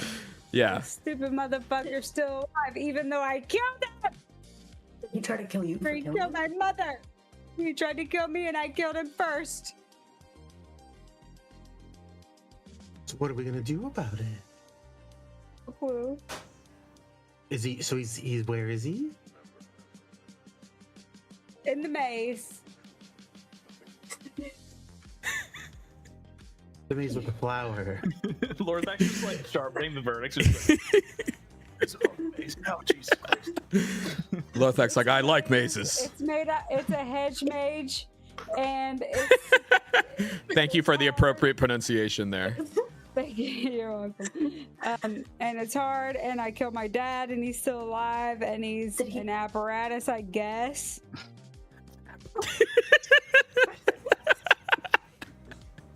Do you think she's an apparition? She definitely been apparition. As a DM, I'm gonna retcon that. I'm gonna retcon that one. She said apparition, dude. It's an apparatus. An apparatus is just like a thing. It's an apparition, yeah. An apparatus is basically anything. What's the cloak? Right? Everything is an apparatus. He's like, dear Lord. So if you tried to kill him, did he try to kill you? I didn't try to kill him. He tried to kill me. I fucking But he's still killed alive, him. so. I didn't try. I fucking killed him. He's dead. But was he a ghost or was he I don't know. That's the thing of the devil. fleshy? That's the thing of the devil. He was not alive because I saw the life drain from his eye. We're just wondering why it's like still an issue then. You know just as much as I do. Did he notice you seeing him alive? Yeah. Did he look like, is he like, I want to kill you now? Can I roll for something there? I don't know. Well, so he was screaming. You never actually got, you know it was him, but you never actually got up to him. It was kind of just like you saw him there, you heard him there, and then he was gone. Right? So I don't know then. Maybe I tried to kill him. I didn't try to kill him. I killed him. I promise you. Hand to God. I killed him. And somehow sorry. he's in the fucking hedge mage. So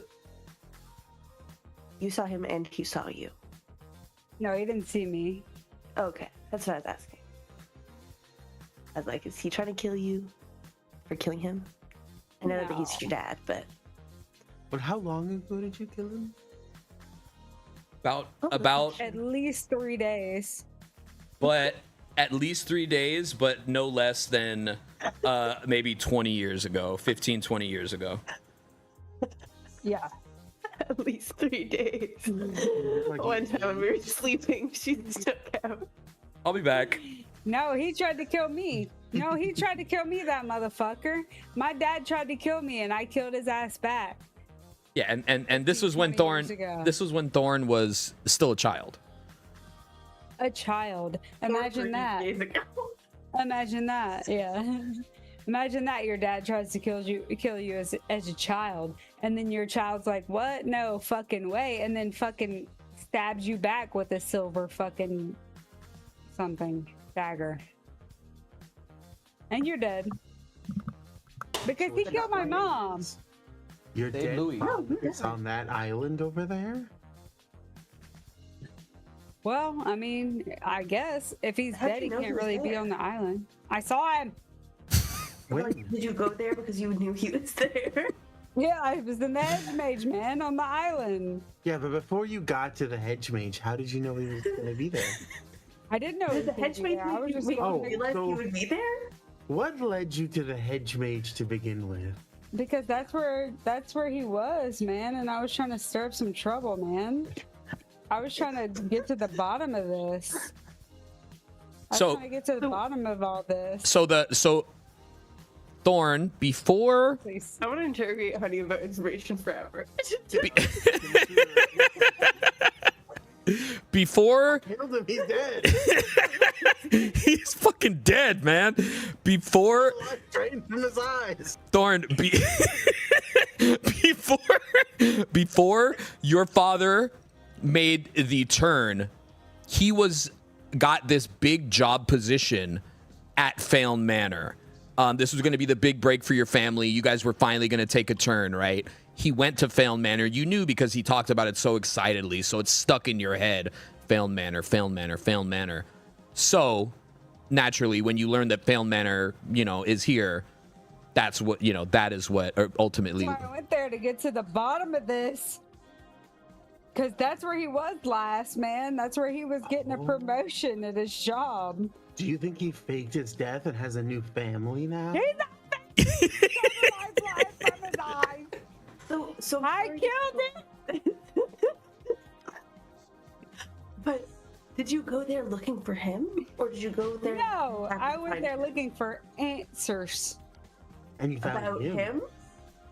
Yeah, weirdly. That's I crazy. hate when I go looking for answers. and I Fucking don't find Daddy questions. Casper. Is his name Tess? But no.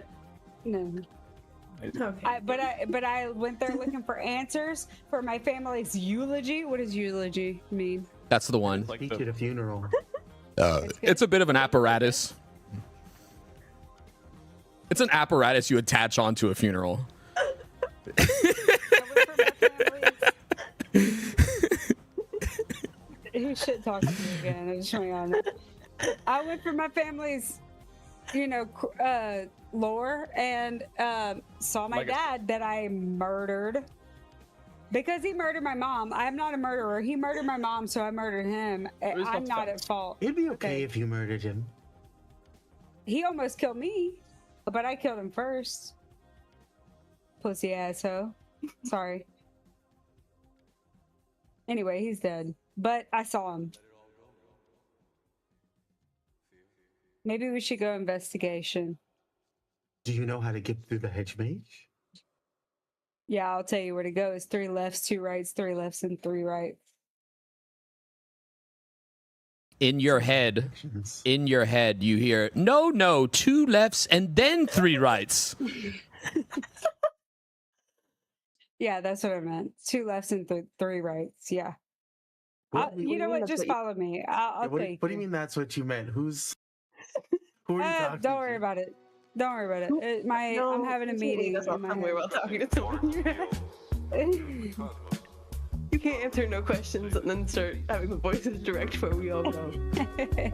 And only you know Honey heard that, or only Thorn heard that, of course. My dead dad's in there. I think we should go kill him again. We should go do an exorcise. So, Cause he's dead for sure. Cause I killed him. How do you know? I saw the life drain from his eyes. Okay, just checking. Well, if there's anyone who can verify that somebody's killed, it would be Lorthak. He was an executioner. Yeah, it did all the time. Lorthak's like coming into he entered Thorn and Sandy's bunk, who I guess are just bunking up on the beach at this point. He's like, hey, anybody else got some main meal? We ran out and it's bad news. Let me check Like, my I'm out of- inventory. I'm at a main meal and he's freaking the fuck out. I got some oil.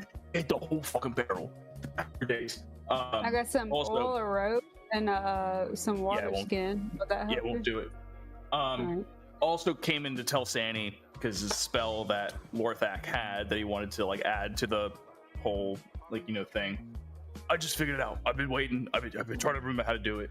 I have Darian's helpful homunculi just in my spell ability.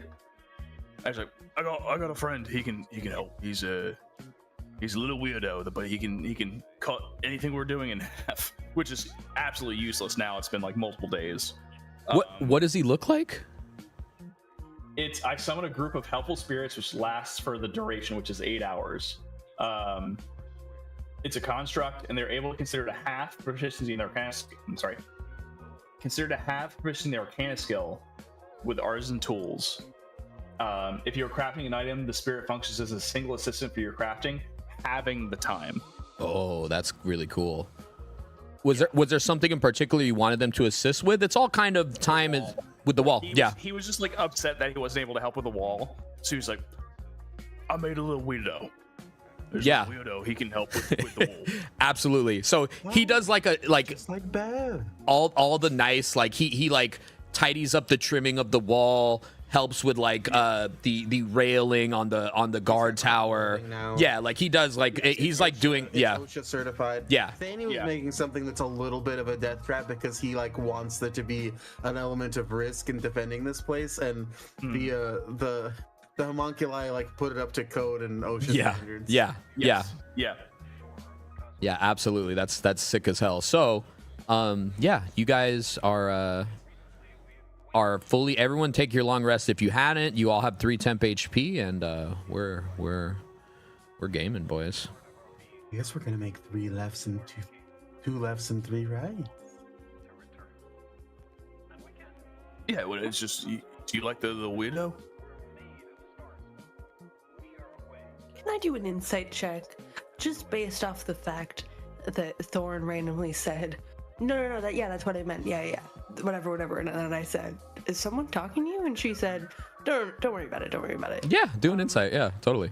Based on how, but my further question is, based on how emotionally invested Thorn seems to be, does it seem like this could be a trap that someone who hates us as a group is utilizing her emotional shit with her parents to lure us into a maze? Yeah, give me a roll. Inkster. It's a 1 or 13. 13! 14. And you Lorthak, I like you little guys. Actually, it's just it looks like a little Lorthak, but just cross-eyed and bloated. It's a little Lorthak. Lorthak wants to help so bad that he tries to make this homunculi look like Lorthak, but it's just It's exactly half the size of Lorthak. Exactly, 50%. It's a 2 foot tall, but again, just eyes super wonky. You didn't get the face right. The face is all fucked up. One arm is shorter than the other. his Cockney accent is just way more aggressive. It's just like, yeah, see, well, we're gonna go and we're gonna make this look. That's actually all they say. He's just a way jankier. That's so funny. So, Thorn, your boat, your neat little boat thing that you figured out that you're actually quite proud of, could fit the party in it if you wanted to use that same technique. Yeah. Oh, I'm sorry, you're 13. Yeah. So with a 14, I mean, she was definitely responding to someone that wasn't there. But just, I'm more looking just to try to get in Val's shoes more than in my own shoes of gut feeling. Does it feel trappy? It definitely feels a little, it definitely feels set up. It seems as if there's something or someone on the other side of this thing that is pulling some sort of strings in some way. But as far as nefarious, what you couldn't say. Guys, before we go, maybe we just take like an hour. Maybe we can all have a meal, a little hero's feast. Tub slashes a piece of fish off the tuna. Wow! Immediately, he's already got a big old fillet. He slaps it down on the table. And I'm gonna start helping, and I'm gonna look it up just to see what the exact timing is on it. Oh wait, I'm a different character. Holy fuck! I don't have Drew in my campaign. I'm so sorry. You're like, I don't have this at all. I was like, I have thaumaturgy and detect evil and good. well, Like, wow, where'd you my get other character just took Hero's Feast, and I've been really excited to use it. that's so funny. You're like, this is the perfect situation. I was like, yeah, I guess Val, we could hunt for like an animal for you to take a portion from before we go to the island. Portion. The Doomfin tuna could count as one portion, I think, but I don't know if there's rules around how recently it died. It's been like a day. Is it beef?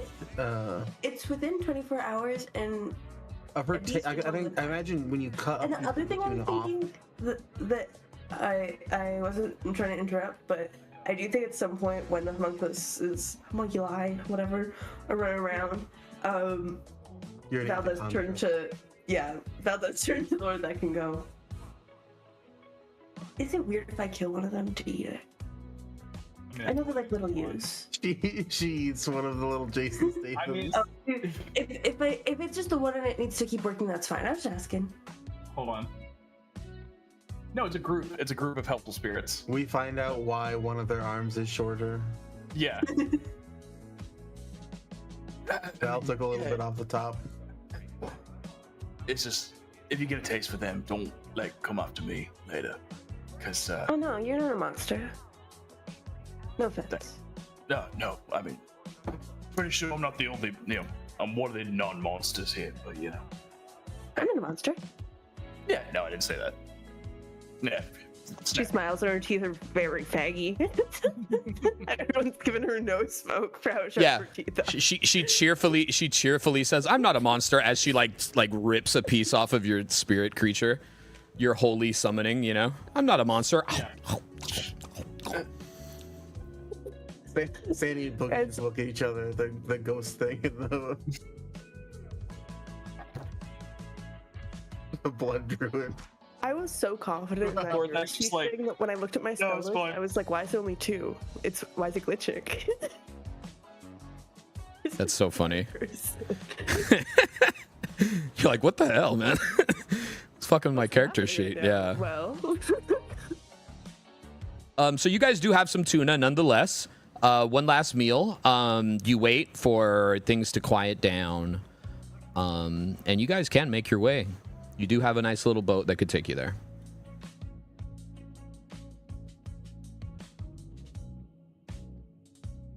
If you so choose. Yeah, let's DC. do it. I was looking at my things. I think Thorn is probably already at the boat, like getting it ready. Like she's like, let's go. Like she skips the tuna. She's like, we're going now. Yeah, I'm ready. She's still full.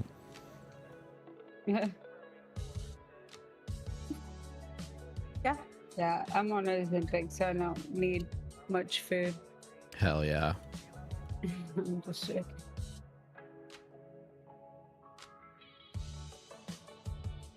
Is everybody else coming? Yeah. Cool. Yeah, hedge. No, we go through the hedge. Also, Said about Jason. Fist, do you think that just because I feel bad even asking, but I did say that I wanted to keep this one for longer, but it has been canonically a few days, so you can totally say no. But the fiend portion that I had before, Mm-hmm. can it stay?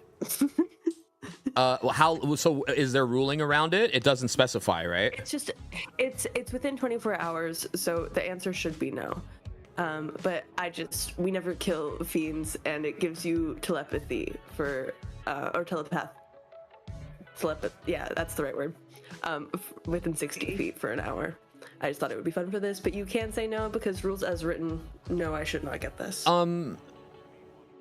What I'll say is perhaps Val is able to maintain a singular piece, a singular portion, if you are not eating one. So, for example, you couldn't go to a body, eat a portion, and then take a portion to keep, right? It would have to be like, this body is a portion I'm keeping, and you couldn't eat another portion until you ate the one you were holding. Does that make sense? So like if you're holding a fiend portion and you come across a portion of a beast, you couldn't eat the beast and your fiend portion would lose its power at that point. You get what I'm saying? That's what I'll say. Cool. Awesome. So you get a 1 storage slot, but you can't overeat with the storage. Cool, yeah. Then I'll take the construct because it's better for fight stuff. Okay. What's him? Okay. Oh, that was a construct portion. Got it. No, the other one was a fiend portion, so it gets the telepathy thing. Yeah. I just don't think that's fun. My argument was just going to be that I was like, she is specialized in fiends. We just don't be fighting them. So maybe she's like really good at preserving them, but it is silly and I don't need to have it. That's why I was like, I feel bad asking. What's him? Yeah, I think that's what we'll do to keep it interesting. That Val though eats it thinking that it's still fine and keeps trying to telepathically talk to people and it's not working. And she's just getting really angry in her head and really annoyed. That's as this goes on. That's just happening in the background. I won't say it again, but she does think it worked. There's some frustration going on there for sure. You guys all make your way in the boat. Thorn grabs her apparatus and puts in the back of the boat, turns it on. The blades start whirring. You guys start making your way.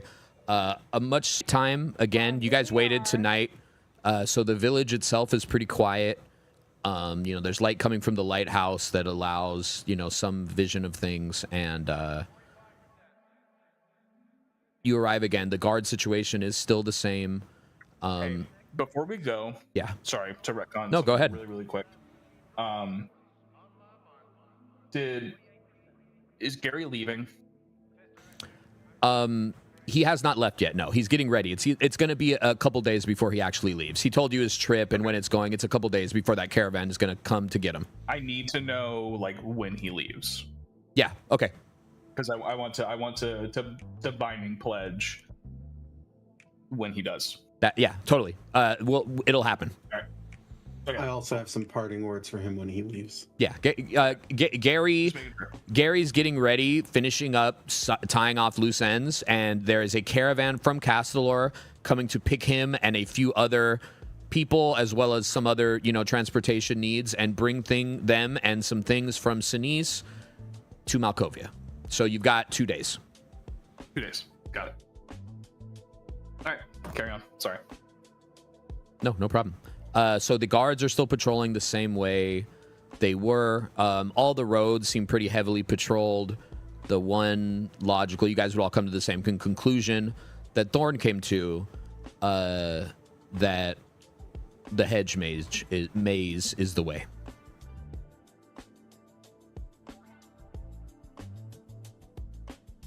Sani? As you dock on the island, Sani, can I get an Arcana or a History roll with advantage?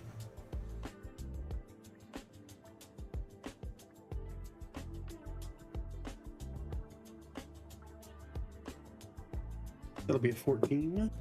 A 14, and which did you roll? History. History. This is a powerful place.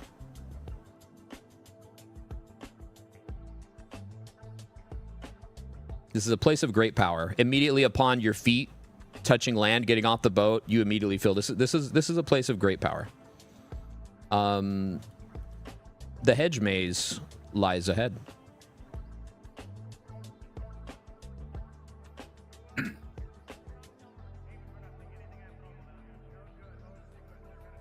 Yeah, we need to This go to the forest is hedge old. mage and take Very 3 old. lefts and 2 rights and 2 rights and 3 left.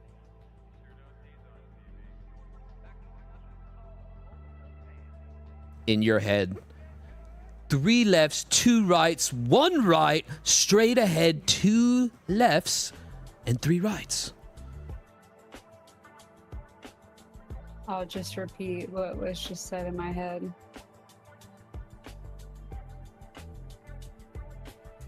Three lefts, 2 rights, 1 left, and straight ahead. Doran begins, I think, leading you guys through this hedge maze. Everyone's coming, right? I'm there. Yeah. Yep. You all start walking through the hedge maze. Sandy, what is Sandy thinking about as he kind of walks through this mysterious place? Right away, Sandy, you're seeing like lots of flora and fauna that you haven't seen in a long time, but feels unique. What is Sandy thinking about? There's something unsettling about it to him, I think. Sandy, a little. Unsanitary. That's pretty 'Cause, good. like, there's not a lot of sunlight for this kind of stuff to exist. Yes, indeed. That there must be somebody here who is doing this, and Sandy might be a little wary of somebody like that. You're wandering through, you're inspecting all these strange additional kind of plants that seem to be growing within the hedge itself. There's other unique plants that are growing on top of it. You're looking down at the ground and you're seeing unique insects. The place is teeming with life, right? Your eye is caught on a particular set of vines that are kind of hanging down from one of the hedges, and the colors of the vines changes from like a red to a green to a blue at the bottom, like a really interesting, unique plant life. And you look up and you're alone.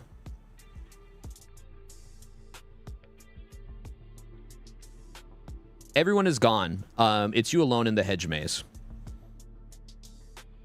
Can I get a perception roll and a stealth roll? Yeah.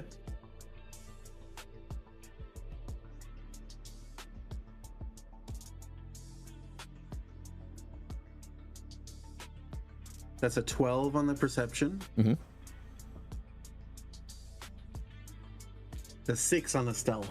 A 6 on a stealth and a 12 on a perception. Okay. Sandy, you continue walking. You're trying obviously to find the rest of your group. You take a stab at maybe remembering the directions. You continue on, but still really enchanted by the flora and fauna. You're gonna stumble across a set of plants, like some small. It's like a small kind of bunch of flowers that are growing out of one particular area, and you lean in close to inspect, and you give a slight sniff, and when you do immediately, you feel like an immediate like pain in your head. You're gonna have disadvantage on your next roll.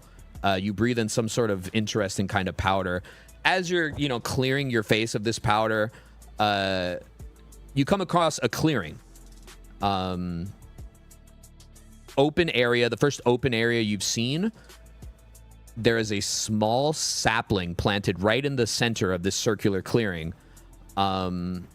There's a bench, as well as a natural fountain. It's like the earth itself is kind of grown up into this small lake that sits atop a very tiny hill of earth, and water falls down this waterfall. Beautiful natural fountain, as well as a bench.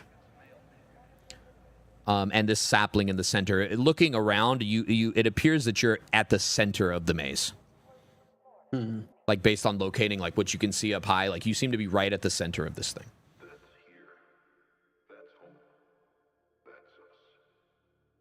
I guess I'll approach the sapling. Yeah. As you approach the sapling, it almost turns at you.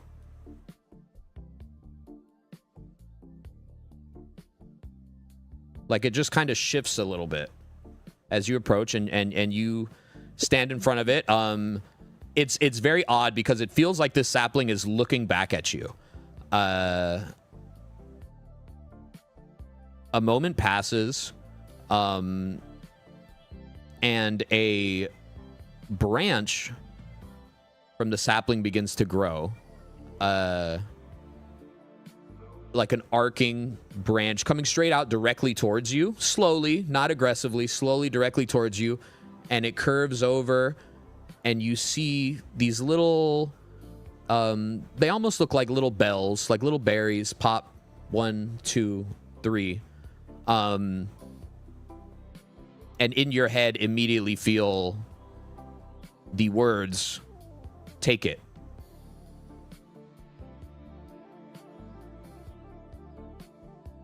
Does this feel familiar at all in terms of like a thing that I would know the effect of?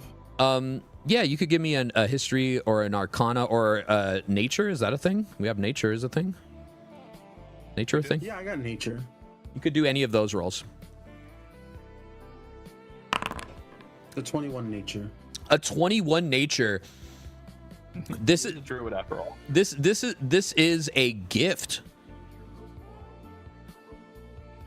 This is something that has been completely thrown out of your memory. A gift from nature itself, it seems. This is something good. For me? Again, in your head, for you. I guess I'll snap the twig off. Yeah, and it doesn't even snap off. It just comes off as if it was someone was like pinching it. Like, it just pops right off. Upon touching it, you immediately understand what it is. This item is a bell branch. So it has everything that the bell branch item in D&D Beyond would have. Plus, you're able to expend all 3 charges on this. It has 3 little bells that will be expended as you use one. And they restore each day. You can expend all 3 charges to restore 1 spell slot. It does take an action to do that. So you can look up the item Bell Branch and add it to your inventory. Lorthak, as you head into this hedge mage, what are you thinking about?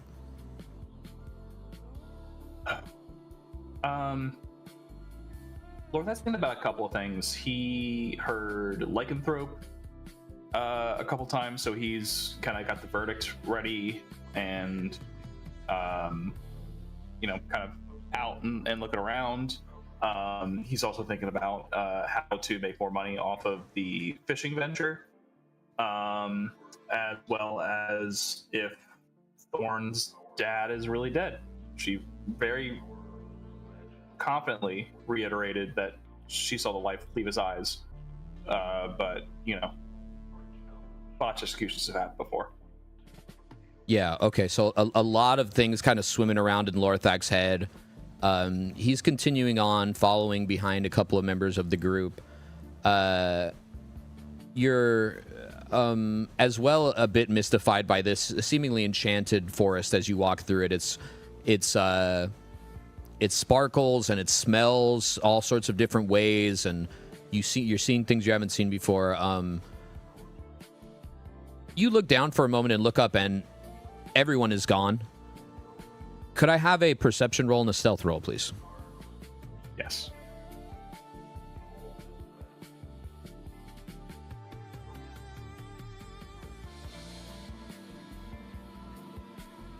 I'm sorry, perception and and stealth.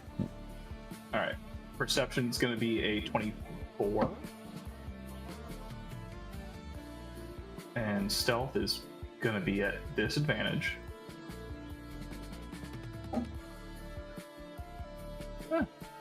16. A 16. You walk through. You're alone. 2 lefts, 3 rights, 2 lefts, a right.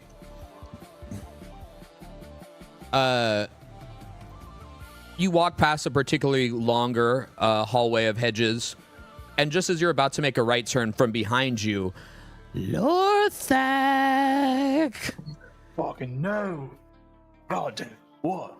Turning around, Bev, our dear beloved Bev, has stuck her head. So just her head is sticking through the side of the hedge, just her head, and she's smiling at you. Hello. Like just reverse. Just yeah, yeah, but just her head, like very angular. Like she's got a real long hunchback, so she's like hunched in and turned, like hello. Yeah. Bev. Lothak. Yes, Bev. What can I do you for? Lovely, just absolutely enthralled to see you here. What do you want? I'm glad you came to see me. It's 100% why I'm here. I know. Great. What? How can we make this interaction just you? I just wanted to say hi. Oh, well, hello. We're going to. We're doing this thing right now, and First, your thing. What is that thing? What is that thing? She's yelling. It's the verdict. It's my axe. It's pretty much a what is your quest? Yeah. You're doing your axe here? I'm gonna be using this axe at some point. Yeah, I'm just gonna be, chopping. Maybe not. I might chop this hedge right here. You're in the way, so you might. Well, maybe you should probably get out of here. So Oh! She pulls her head out and pops out like a foot down. Oh fuck. And she says, "Lorthak, Yeah. do you know who lives here? Because I do." Me. Oh, but you live here. No. No. Okay. No. All right. I know who. I know. You're the person who knows. Great, Bev. Every interaction with this is just way too just. I can't get over how excited I am to see you, but I do have to go along. Who's here? Here is a man,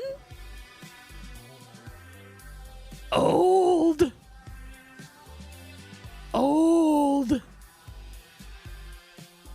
and then her head shrinks down in the bush and she says, and small, Lorthak.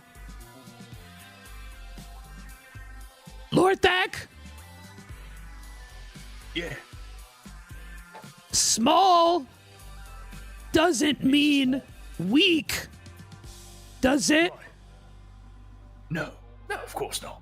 No. What? Generating power from a small energy does not mean weak. No. What about old? Sometimes yes, sometimes no. Doesn't always mean. Correlation does not equal the thing that happens. Very good. Then you should be fine. Are you hungry? I've had some of Archmage make me I'm quite queasy. She's dragging her neck now through the bushes to come right next to you. Like her body's on the other side, but she's just like walking.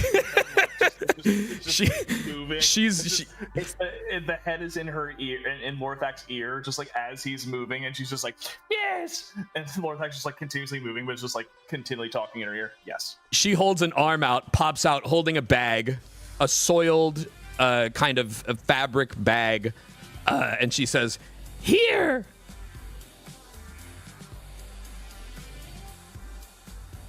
What is it? It's a bag.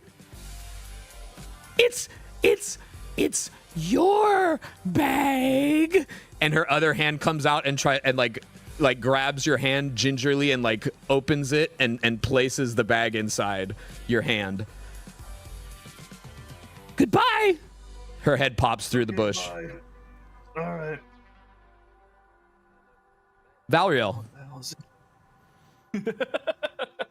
what are you thinking about as you head into this hedge? How's the trap? Sorry, I took a really big bite when you said my name. Sorry. I'll talk for 5 seconds while you chew. Lorthak, you don't know what this bag is when she hands it to you. It does not have that identifying kind of property that I've said for a couple of these items. She just hands you a bag. Looking inside the bag, there are a number of little seeds. There are 2 little seeds in the bag.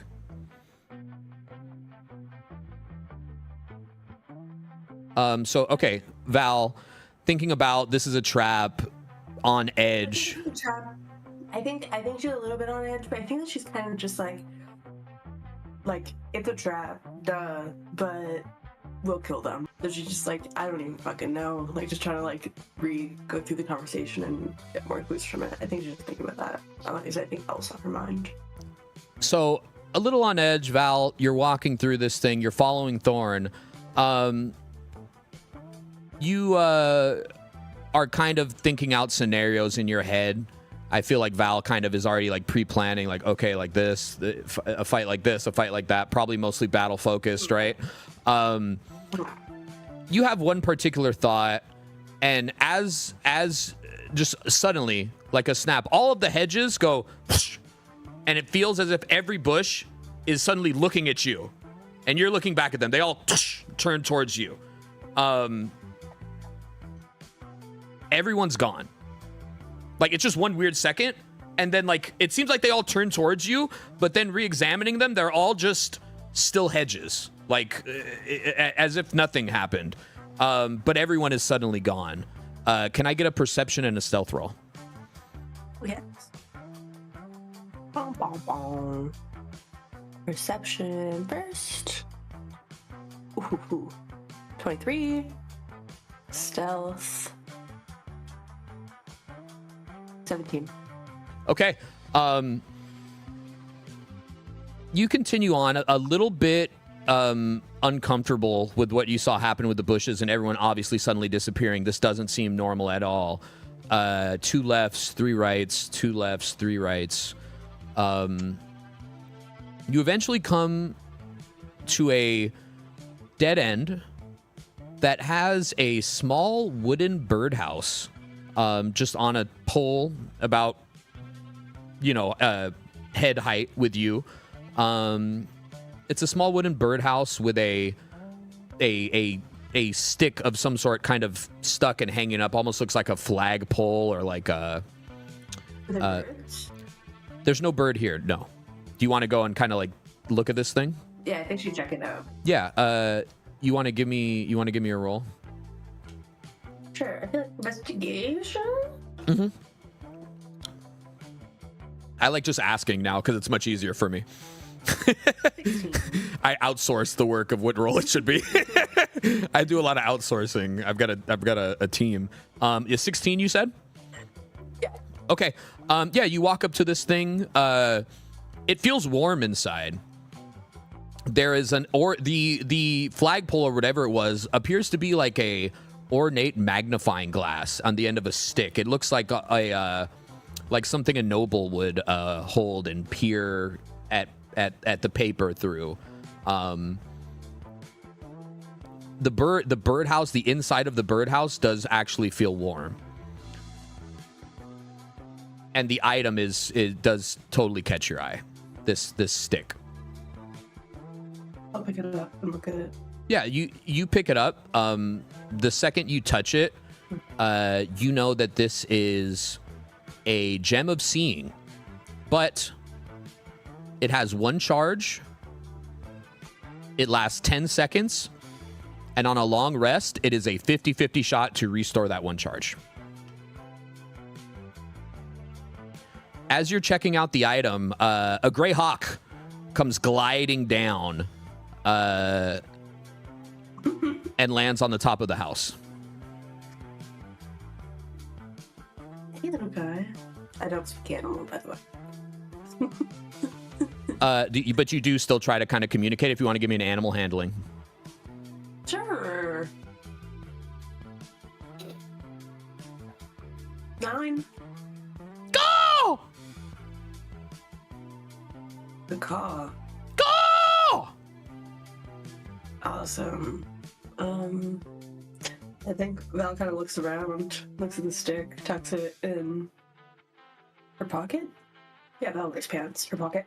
Val wears pants. Who am I again? Yeah, they wear pants. I'm intrigued now of her other D&D character that doesn't wear pants. Well, Bo is always wearing a skirt, and my other character is Robot Lady, so she has no clothes. Okay, fair. Go! So yeah, I tuck it away, and then I'm looking at it, and it kind of causing me. I feel like the vibe is like just a bird calling rather than trying to communicate anything. He's looking straight at you, though. He's at the top of his house looking at you, and he goes, "Cool! Cool!" I'm sorry, man. I don't speak bird, but He waddles to the side of his house and kind of climbs down and goes inside his house and ruffles his feathers a little bit and kind of nestles in. big? It's a hawk. No, but the birdhouse. Yes, yeah, it's like a It's not like a house. It's a yeah, it's like a birdhouse. it's like a little house on a stick, but it's big. Yeah, it's big enough for him. Oh yeah. All right. Does it? I think Val would, just to make sure before she leaves, like take a step closer. It's totally chilling. It coos. Aggressive. It coos. And if I take a step back, it caws. No, it's just chilling. As you get closer, it does begin to coo. You know that soft little noise birds make. But no, it's just it's got its feathers ruffled up and it's just sitting there, kind of chilling. I think Val will go over and try to give it a quick pet, and then I think that she is kind of like, she logically knows that this shit is trying to fuck with us, and probably there's some kind of thing with the mage, they're just looking for the homies, but her gut and her soul is telling her, just keep looking through the maze for your friends. But she does have a 20 intelligence, so she's like, I'm sure I gotta play into this. I think she's really like, I'm gonna allow one more animal handling roll. it's gonna be worse. We'll see. No, it's not. 18. An 18. With an 18, as you kind of extend your hand out, it stands up and walks outside and is like appreciating the affection, It's like rubbing its head on you, and like maybe like picking your hair a little bit. It seems very, very friendly. Hey, Go! I need to go find my friends, and just as much as I don't speak word, I feel like you don't speak human. So you can come with. Go! But He hops. I'm gonna start walking. Before you finish, he hops to the hedge, and he's waddling on top of the hedge, directing, seemingly leading you. I'll try to hop on the hedge. You could. I mean, he's following a trail, but he's sitting on the head. You could stay below and follow him.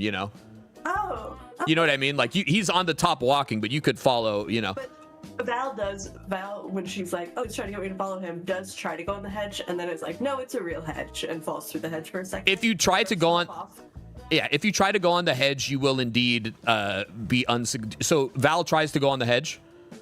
Okay. I think if you said it's like directing you there, I think I'll like try to put my foot in it to be like, is it like stable? Yeah. It does feel strangely strong. But give me a roll here. We're gonna see how you turn out. I don't know what I'm rolling for, so I can't give you ideas. This is you're just trying to kind of get on the head. You're trying to not hurt yourself. Give me acrobatics. Thank you. 17. A 17, yeah. You try to get up on this hedge. As soon as you get to the top of it, it's like it crumbles in. You don't damage the hedge, but when you get to the top, it just kind of it sends you back down. Like somehow it seems sturdy initially, but as soon as you get to a point that your head is going to be over the hedge, it just like all the weight bearing ability of it just gives way and you fall back down. So you try a couple times. I think Val tries one singular time and then falls flat on her ass. Yeah. And gets up really quickly and is really embarrassed and looks around and feels like she's being watched. Just oh! by no one else being there except for this thing. The birds. Hastily walking and being like, okay, let's go. You follow the bird through the maze. Boogie. What is Boogie thinking about as you head into this enchanted kind of forest, mysterious place? Boogie, can you hear me? Hello? Yeah, I got you. Sorry. Sure. I think Boogie is kind of just wondering how everybody else in the group feels about this, because I feel like we all kind of left in a hurry.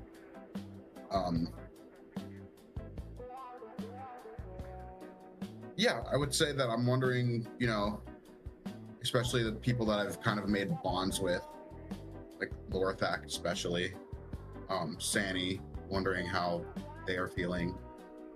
Val, to an extent, same Thorn, like just all of them. And I think that I think Boogie would also be kind of wrestling with the thought of, like, if this is like a ghost situation, I don't really want to be involved. I've seen how that's gone in the past. And yeah, I'm just going to kind of keep that to myself and trudge forward with the group, right? We're still... Yeah. So Boogie, you're trudging forward with the group. A lot of thoughts in your head. Everyone's silent. You wish you could ask someone a question, but it's just not the time. You're already in it, right? And you're wandering deep in thought. You blink and you find yourself in darkness. You have phased into the middle of a hedge. You are inside one of the hedges. You just you blink and then you get the feeling of when you're coming out of phase, and you're just in a hedge. You can't see anything. I mean, like, it's like leaves, right? Like, you can see, but it's dark. I'm gonna kind of like push my way to like the exit of this hedge. Like, I'm going to try and like push my way into a clearing. You push your way into a clearing. As you step out from the hedge, you fall immediately into water. Not too deep water. In fact, your butt kind of bumps on the floor as you fall in. You pop out of the water, and you're in. The hedges are still on either side of you, but the floor has been entirely replaced with just like this river, and you're just slowly moving forward. It's like a lazy river.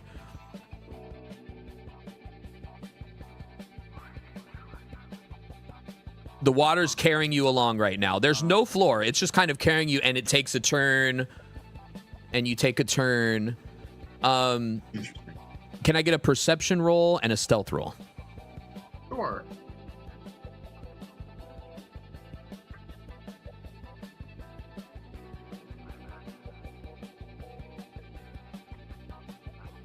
You want a what roll? A perception 15. roll?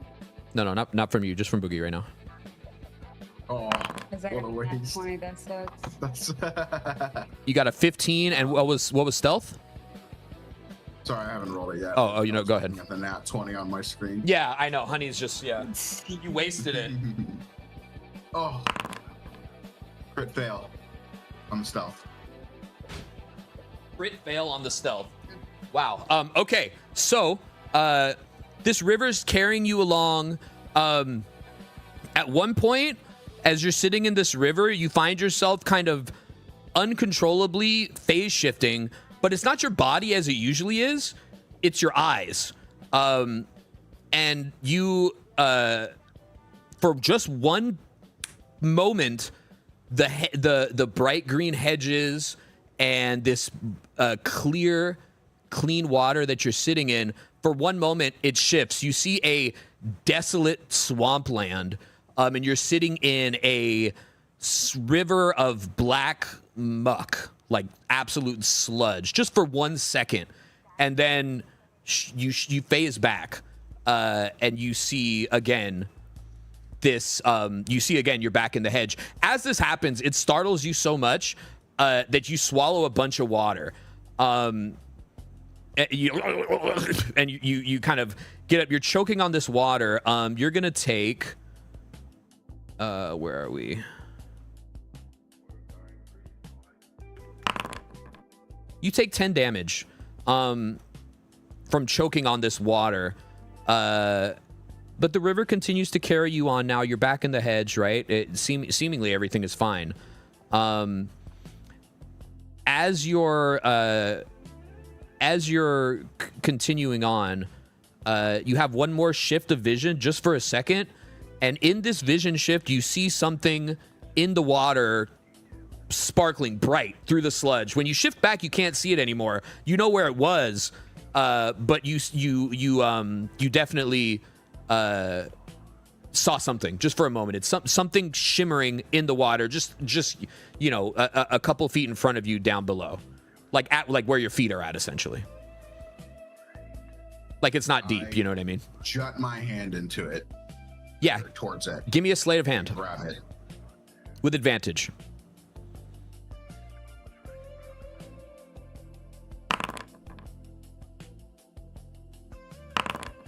$22. Bam. You feel something in your hand and you pull it up. The moment you touch it, you know that this golden ring with blue gemstones all around it is a ring of the tides. It will double your movement while swimming. Okay. This river continues to take you left and right and right and left. Eventually it spits you out somewhere. A very strange kind of like anomaly in that you fall down, but like you are always at the same level with the hedges, but you do fall down. It's like a little waterfall. The water ends and you land on your butt outside of the hedge maze, a window in front of you. Likewise, Valriel, Lorthak, Sani, Thorn, you are leading the group and you are just totally locked in, focused. 2 lefts, 3 rights, 3 lefts, 3 lefts, 2 rights, 3 lefts. And you're also being told in your head the exact direction. You make it there without anything happening to you. You just arrive at the window, right? Everyone else arrives at the window at the same time. Now the 5 of you are all in front of this window.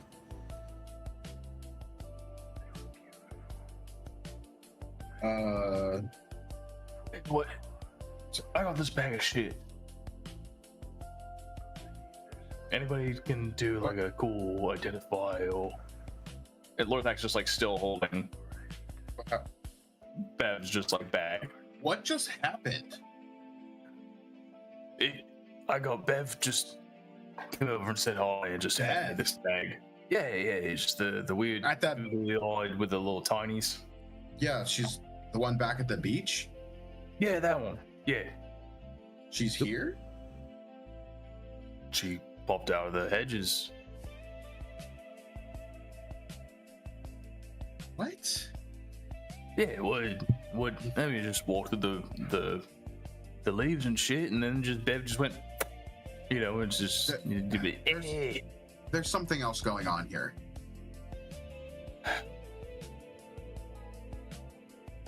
And then where the fuck are we? I think Boogie would share what he experienced with the group.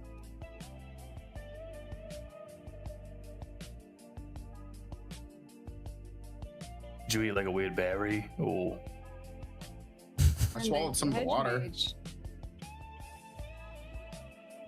Okay. So maybe don't do that, I guess. Who fucking knows? A large nasty burp comes out, Boogie. Like a weird like. like he ate some weird sandwich. Yeah. Smells like bad sandwich. Yeah. Oh, that water's nasty. Do not. I didn't see no water, but and Lorthak's just gonna like this, just like full arm length away from himself, just like holding this bag that Bev gave him. Does anyone have identify? I think we may have some people that stepped away. He's gonna kind of look at Lorthak and go, "What, you think I'm making it up?" And I'm gonna kind of gesture towards my clothes being soaked. No, I don't. Who knows? But yeah, you're a bit damp. Yeah. No. Dry as a nut in here. Wait, hold on. What's in the bag? Fuck if I know. Just popped out and said, "Here." And you took it? She just put it in my hands, and then she. And you took it? Listen, I'm not the one stopping wet. I did find this thing, and I'm gonna kind of hold up the ring. Oh yeah, I found this. Also, just pull it forward. What was yours again? I'm sorry. Yeah, what was yours again? Oh, you're the hawk. You got the hawk. Well, she saw. I have a hawk, Yeah. but no. It's a stick and it has a gem on it. It has a seeing eyeglass on it, actually. Oh. It's like a little magnifying glass. It's a little magnifying glass on a stick. Yeah, it's a seeing eyeglass. So I know what it's called and how many stars it has and stuff. And Dylan looked it up. Does Val know what it does? Yeah, as soon as you picked it up, Val knew exactly what it did. Cool. It gives me true sight for 10 seconds, I think. Or it's a lie. I think that's what it does. Sorry, Boogie, what was yours? I was just saying that I also got an item. I wasn't trying to interrupt. Oh no, you're okay. I think. Does Boogie know what Boogie's does? Yeah, as soon as you picked it up as well, everyone except Lorthak. Every time you guys picked up the item, you were immediately imbued with exactly what it was. It was like a... Lorthak, who had the best stealth check. I'm going to pee real quick. You guys, RP, I can hear everything. I'm pretty sure mine makes me fast in the water. Real fast. Like... real fast. Sandy will touch some of the water that's on your clothes, like wring it out a little bit and like take it to sort of examine. I'm wondering if, and we'll do this when Fist gets back, if I can, since you said you saw like a bog, like swampy bullshit, if I can, like, knowing that and having the water can sort of maybe understand if this is like an illusion, a full illusion, like just like this is some sort of weird bog and we're all just seeing a hedge mage. Mm-hmm. But I guess Sandy has a little branch. Whoever built this place wants something from us. What makes you say that? They gave us all a gift. Thorn, did you get anything? This is starting to feel like a trade, you're right. No. Did find Are a you necklace. wearing the necklace that you got? Oh, yes. I forgot about the necklace. Sorry. It was like an hour ago. Yes.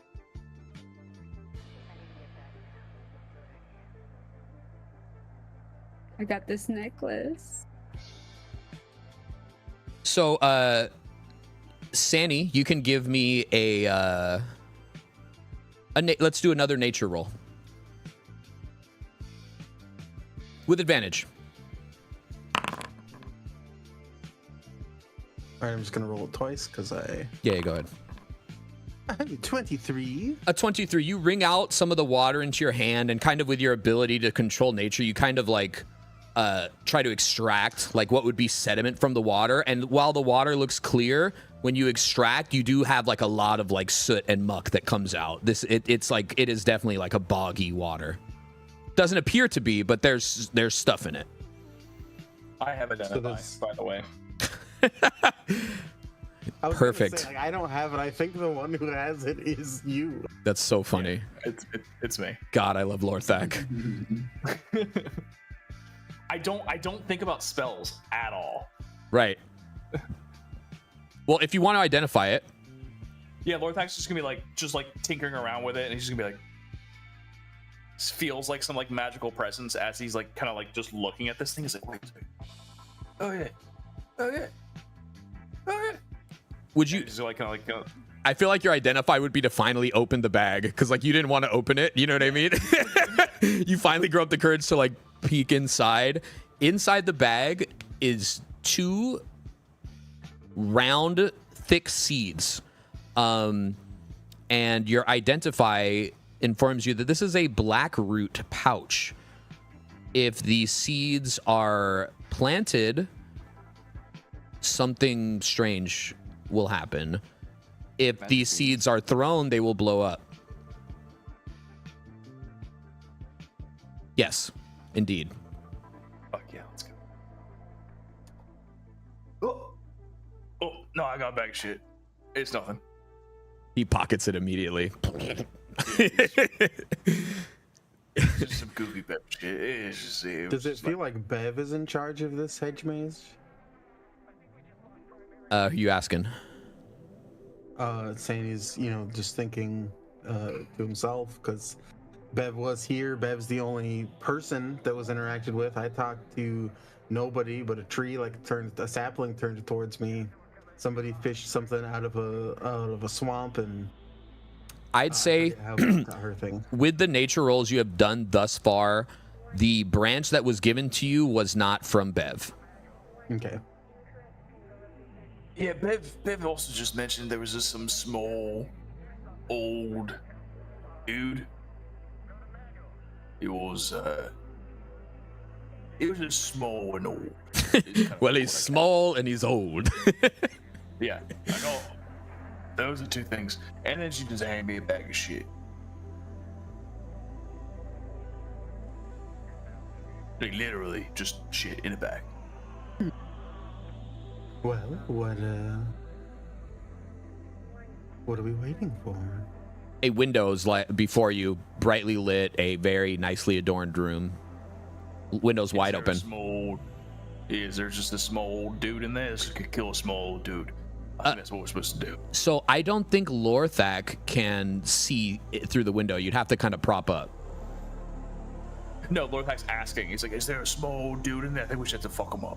I look in the window. Yeah, there is indeed a man sitting at his throne chair at the head of the table alone. The table is adorned with food and drink and all sorts of goodies. He smiles at you. Is that your dad? Thorn, you guys just arrived at the window and he is looking through, seeing the small man who you met earlier and is asking you if that is your father.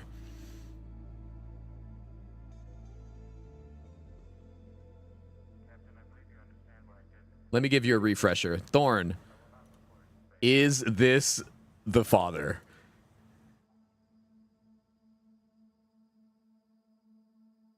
The DNA reports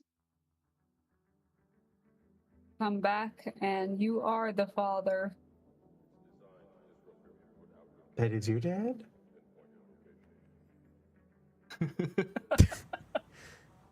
No.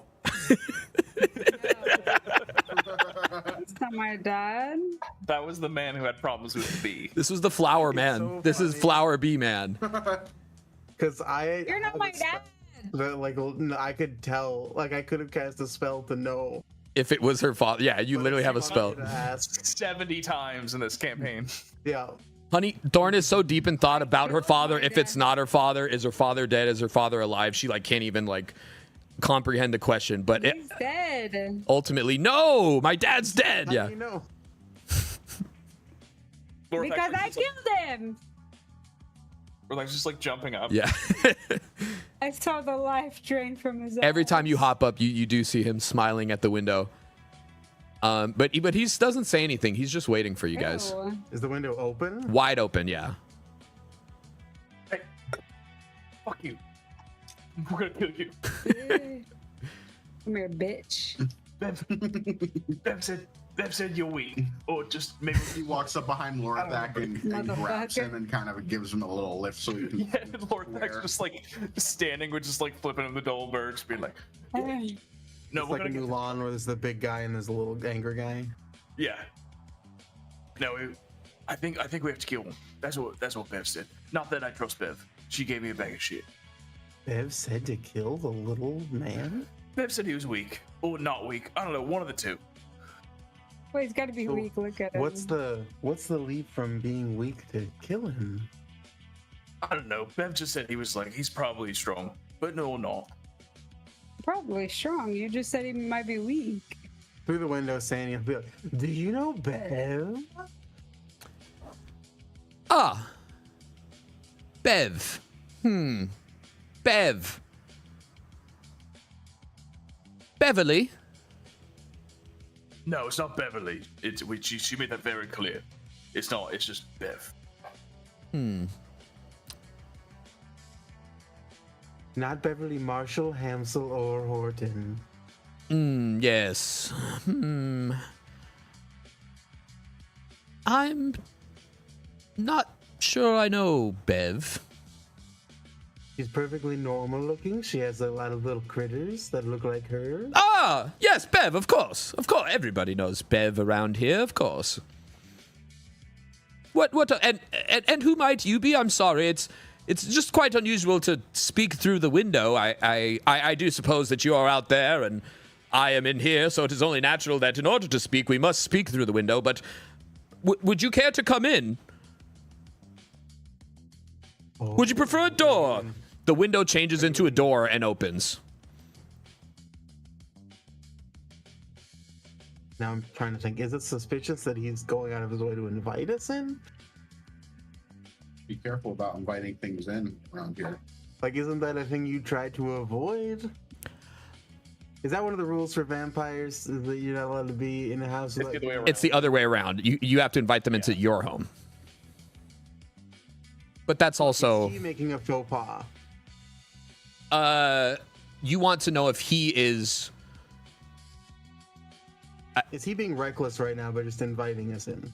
Lorthak whispers something to Boogie, which I just messaged Boogie. okay. Do you want to give me a roll depending on what kind are you trying to see if you know of something that would Can I insight? Is this guy just supremely confident that he knows exactly who we are? Yeah. Or is he just kind of reckless? Yeah, give me an insight. While this is happening, Boogie hurls Lorthak through the window or through the open door towards Yep. towards the guy. Is this like a hit the floor and roll? No, Lorthak just whispered, just like, No, fucking throw me. I toss him as hard as I can at him. Like I'm trying to hit him with Lorthak. You're trying to hit him with Lorthak. Okay. It's quite a distance. Don't care. Yeah.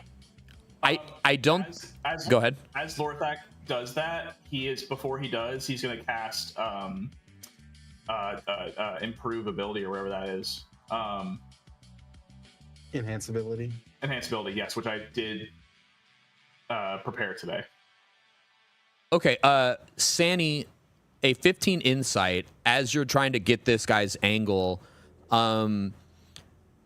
He appears supremely confident, not at all intimidated by you guys, but does not seem malicious. At least not towards you. You don't have to throw me at him. As just wants to be like on the table. As Sani's putting this together in his head, a Lorthak goes flying through the window. I don't think he would be able to toss you because he's in the room a ways. There's a big table, and then he's at the opposite end of the table. So this would be like a 40-foot. Like Lorthak's a stocky dude. Like I don't think you could throw him 40 feet. You know. I mean, he got 20 strength there, bud. You think we can do a 40-foot toss of a? And that's I can rage for it and just roll the advantage. Well, you get advantage from enhance ability. Give me a strength roll on a 15 or better. You'll throw him far enough. Let's say that. I have a quick question. If you're aiming for him, an 8. Advantage, is that right? Yeah. Go ahead. Advantage. What's your question? Advantage? Oh, thank God. Yes, because you had. Why is my face on Valriel and 20. then Thorn shows my avatar? Oh, sorry. Whoops. Because I put my camera off. Oh, her camera's off. That's my fault. Yeah, let's go I here. can. I'm just, guys, I want to be honest. I initially got pulled away for an important reason, and then I got distracted by taking a smoke break. You're fine. But I can be cammed up for this. Whatever you want to do, girl. You're all I am good. listening, though. Yeah. No, I know. That's okay. I'll be Val. Plus 19 to hit. Mogging. I'm so smart, guys. Maxing. Or I'm maxing over here. So you got plus 19 to hit? I mean, I was exaggerating because that's just how Val is. Oh, yeah. I have yeah. Okay, I get it. Okay, so Lorthak is tossed into the room. Lorthak, you land on the table. What was your second roll? Sorry.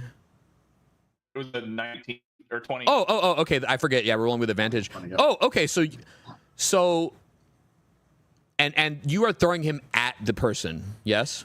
I'm throwing him on the table. You want to throw him on the table. Okay. Lorthak, you land on the table with a huge crash. Food goes flying. The gentleman is unmoved. He's just looking at you, and he says, "Peculiar behavior from guests. I had made the door so that you would not have to be thrown. However, if that is your preference, I suppose I am of no man to tell another when or where he should be thrown or should not be thrown. However, I would note that the feet on the table is perhaps not the best, not only for myself, but for all of our guests." Lorthak's just gonna pick up like the closest like turkey leg or chicken leg or fowl leg and just go, "Listen here, what business do you have with us? Who are you? What do you got? I'm hungry. What's going on?" As you take a bite of food, he has like food ready, and he takes a bite with you. And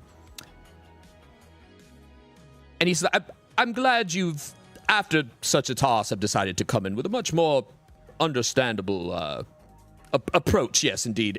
Please enjoy the food." It's gonna be like holding the turkey leg in like a very just direct way, and then just like also holding the verdict and just being like, "Which one is it? Is it fight or feast?" I have no intention of fighting you, sir. I would like to assure you that I would endure almost any inconvenience so that you would not. Nearly any. Lorthak's gonna like just turn around to Boogie and just being like, It's not gonna be the fun one. Sorry. Again? Yeah, I know. He's just a listen. This guy talks so much too. He talks so much. I know. I'm sorry. All right, just come on down. Lorthak's just gonna like Quiet. the turkey leg and just like, yeah, no. Quite. Before In you the room as well. before you come down from the table, be that as you are already on the table, I was going to ask if you all would not mind removing your shoes, or at least brushing your feet on the mat before stepping on the rug. You see, it's a lovely rug. It's an antique, and I would just. It's actually a great thing that you landed on the table and not the rug, actually. So I suppose it was a good toss. But if you wouldn't mind, please, as well as all of you, please do come in. Do come in. You have nothing to fear. Please join us for a meal. You are my guests. Come in.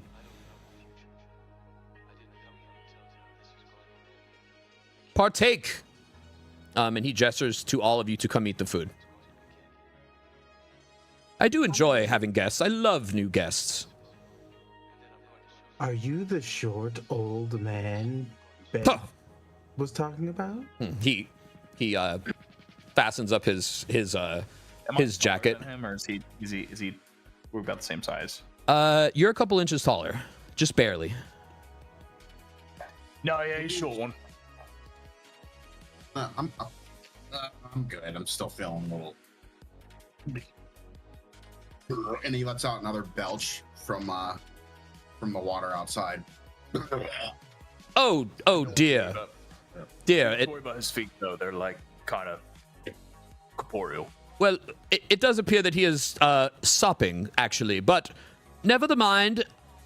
You are my guests, and I assure you that regardless of your moisture level or entrance behavior, I will do all I can to show you hospitality. But please, right. We'll get to that. But please, I must insist. Would you at least drink some water? It'll clear your palate. Please sit down and join us. What's the point of making a river to your house if you don't want people to come in wet? Well, it is a bit more that you made the river, to be quite honest, but it's quite complicated. I'd rather not go into the details. I would hate to bore you all. We have much to discuss. Now, please, join me. He kind of sits on a chair backwards and kind of like crosses his arms and lays them on top of the backrest of the chair and just kind of stares. Yes, well then, unique entrances and unique chair, unique apparatus usage there. Quite interesting, yes. Salute to all of you now, please. Join me in a drink so that we may begin our conversation. And he holds up a glass. Very expectantly. Fanny doesn't eat. Boogie also doesn't That's eat. your iron stomach. Lord Pax just having whatever piece of meat on bone he can get his hands on. He is waiting. He sees the three people have begun eating. He's waiting to eat his food. His eyes immediately dart to Sani and Boogie. Are you not going to join us? Would that be a Like I said. problem? Yes, actually, it would. It absolutely would be a problem. Yes, so please, I implore you, join me in a meal. We can all enjoy ourselves, and we can discuss the matters at hand. Surely you have many matters at hand. I have quite a few matters myself, and here we are in a perfect place to discuss them. Now, eat.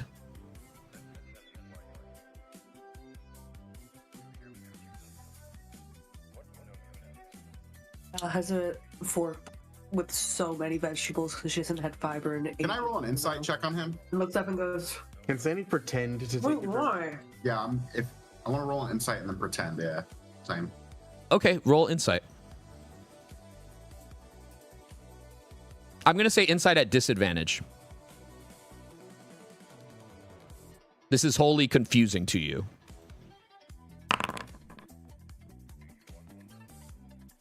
'21's the good one. Ooh, 19. a 19. He definitely needs you all to eat. It's clear that this is of the utmost importance to him, at least right at this moment. As far as his intentions, you can't know, but he definitely does not seem to be related in any way to the people you've encountered with the OTS or anything else. He seems to be a very unique and different individual. Boogie's gonna take the closest plate to him, push it away, and he's gonna snap his face towards. What is this guy's name? Has he introduced himself yet? No. He is not. I'm gonna snap towards him, and I'm gonna push the plate away. I said no. He takes his napkin and he begins folding it. And when he sets his napkin on the table, both Sani and Boogie, you find yourselves instantly transported into absolute darkness. You are both underwater, unable to breathe, pitch black. Your vision returns. The both of you are in water spheres floating above the ground in the same nasty bog that you had phased to earlier, Boogie. Both of you are unable to breathe, move, or speak. You're not there. It's just the two of them. They're both in separate bubbles. You're still at the table eating, right? This happens. What you might not even. The three of them disappear. Huh. As he sets his napkin on the table, the three of them disappear from you guys as you're eating, right?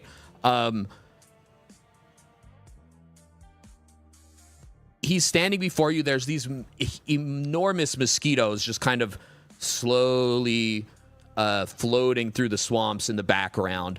Desolate land. And you can't see very far. It's like a small, it just seems like your field of view is just like gone after a short amount of time. It's a small area. And he's standing down below you. He's not standing. He's still sitting in his same chair, the same ornate kind of throne chair that was at the head of the table. He's still sitting in the chair. Napkin gone, table gone. He says, "You have made your position quite clear. The bubbles you are in start to grow hot." And he looks up at you and he says, "You will not eat, and therefore you will not accept my hospitality." Boogie, can I get a perception roll? Perception. Mm-hmm. Sure.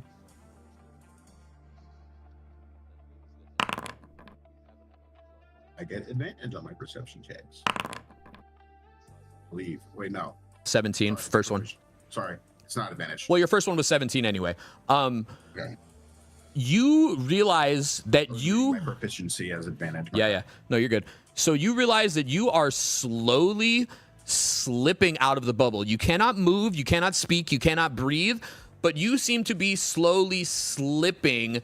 You are at the exact same level with Sani. You are gradually slipping out of this bubble. Sani does not appear to be. He continues, "Without hospitality, there is no guesthood." Boogie, you fall into the mud below. Slap. Curious. He looks at you for a moment, looks down at you. You're just sitting in the mud. Is there anything you immediately try to do? I'm gonna jump up. How high up is Sani? About 6 feet. I'm gonna jump and I'm gonna grab him by his ankles and I'm gonna yank him out of the bubble. Okay. You jump. The minute you touch the bubble, pop, you are back in a bubble again. Next to him. Same exact bubble. Pop. Oh shit. Do I start sliding again? You feel you're not securely in there, and he does kind of give you a peculiar kind of look as to what's happening. Never the matter.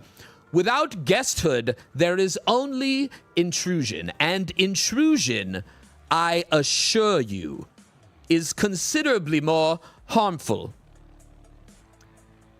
to you. And when he says to you, and he points at both of you, pop, you're back at the table. Now, eat. Can I say something really quick? Yeah. Are we both soaking wet? My Yes. Yeah.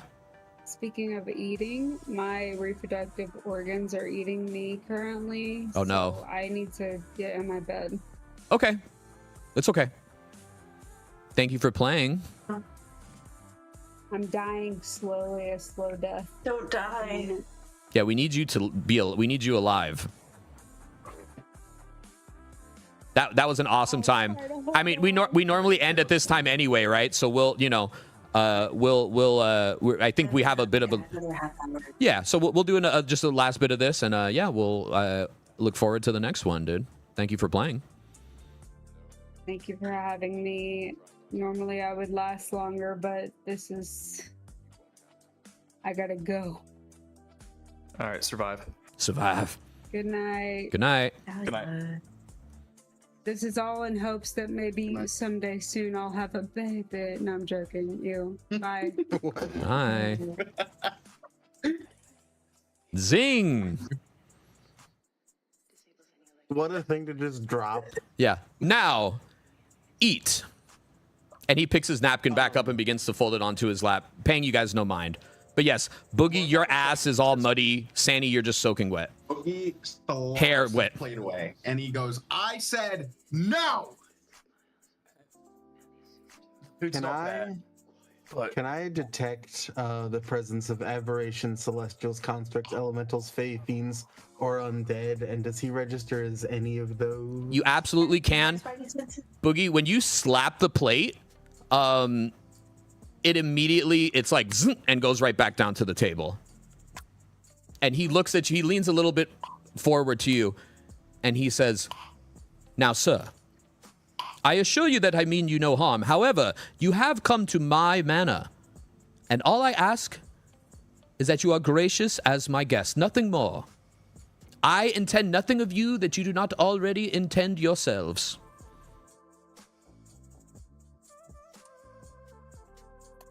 However, in order for us to be able to speak, you must be my guest. You said sorry. In order for us to be able to speak, you must be my guest. And a guest simply must partake in the food when it is provided.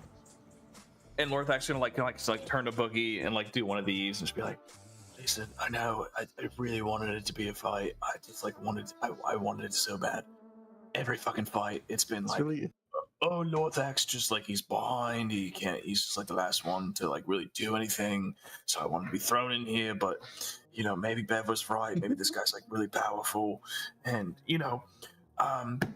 just maybe have a bite, to eat, just don't, or just whatever. But it turns out like I think we're gonna be a little, underprepared. Do I get the sense that this is not real? Oh, it feels very real. You could give me I a... think that Lorthak's talking to an empty chair because I think that it said that everyone left the room. No, they popped back into the room. Oh, So they disappeared, and then boom, they were all right back at the table. he didn't want to eat the food, so he was threatened us.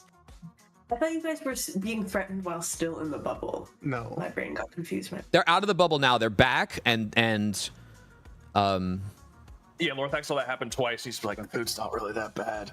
We just hear this guy out. Vegetable and so Then not the food. Then something else. wine. A cup of wine appears. Water. Mineral water. Freshly squeezed juice. Cups are appearing in front of you.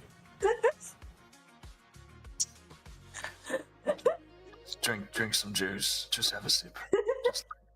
Mi- Put it up to your lips. Milk of the cattle with a chase of honey, slightly warm for you. Anything weirder? Indeed.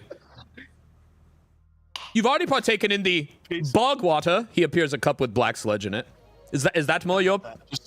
Indeed, I thought as much, and he makes it go away. I pick up that cup. Oh, Fine. very well then. And I down it. He drinks with you. Sandy, are you also drinking or eating something?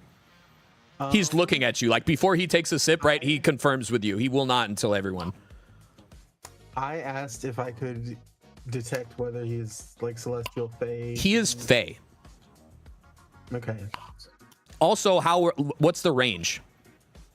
60 feet. Name me all the things you detect.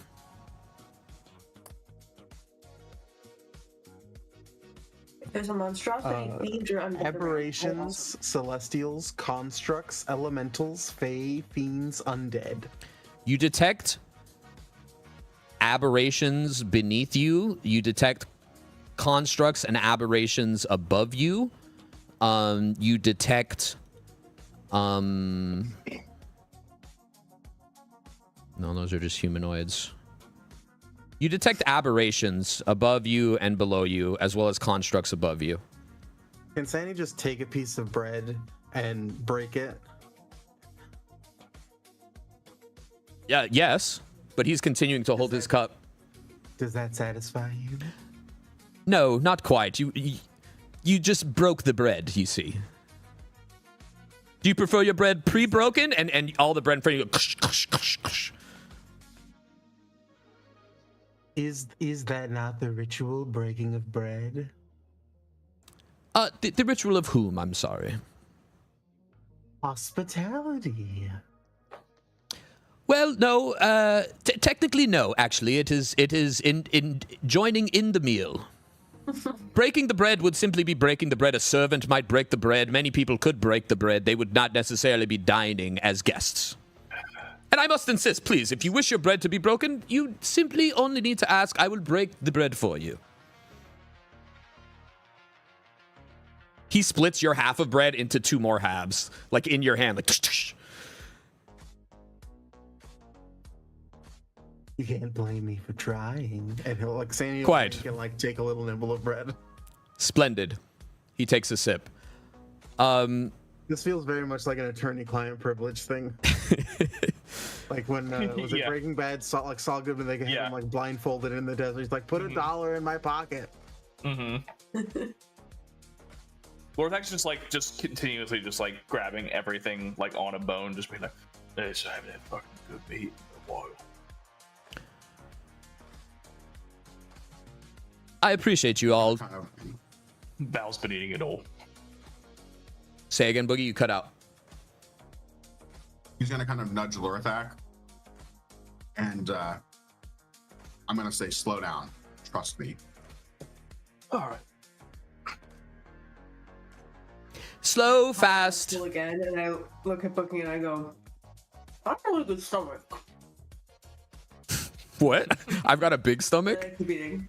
I got a really good stomach. Yeah. But she has so much. She's run out of broccoli, I assume, at this point.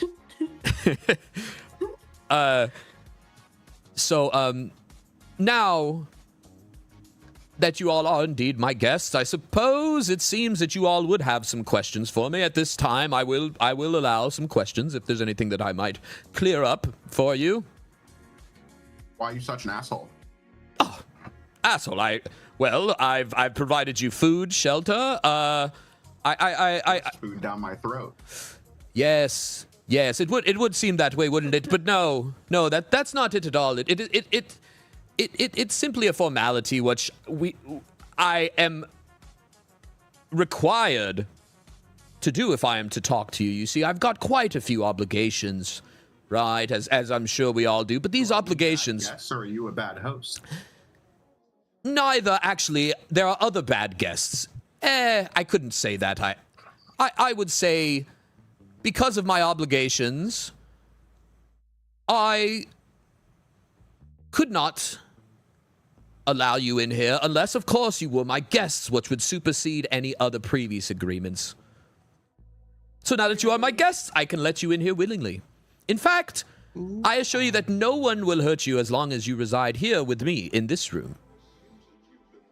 Just this room? Just this room, that's right. I have unfortunately been relegated, as it were.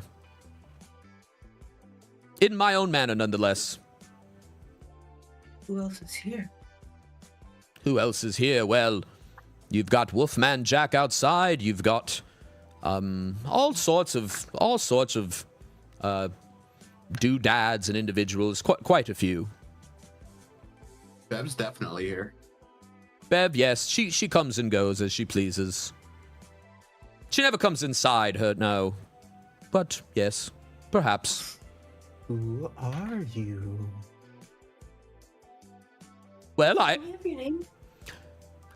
I would prefer we leave names out of it. It's not necessary, really. No, listen. In my area, when we're eating dinner with somebody, we introduce ourselves. And I've eaten your food. It's quite good, but Yes. at the end of the day, my customs. God, this chicken's delicious. In my customs, I have to address people by the proper name. Yes. And if I don't have your name, so can I have your name? Yes. While I would prefer to have left the names out, you are my guests, and if you insist, if I am able, I must abide. My name is Orin. Orin. Okay. Orin. Indeed, yes. And yours?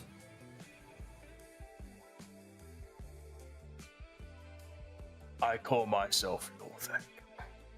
Lothak. Nice. He clasps his hands together and looks down for a couple of moments. He says, yes, indeed you are, Lothak. It is a pleasure to have you here. Would you all care to share your names as well? Most know me as Sandy. You may know me as Boogie. As he takes all of your names, he ponders for a moment. He says, quite. An interesting bunch, all of you. And he peers across the five of you all very knowingly. And he says, well, now that we've gotten to know each other, what brings you here?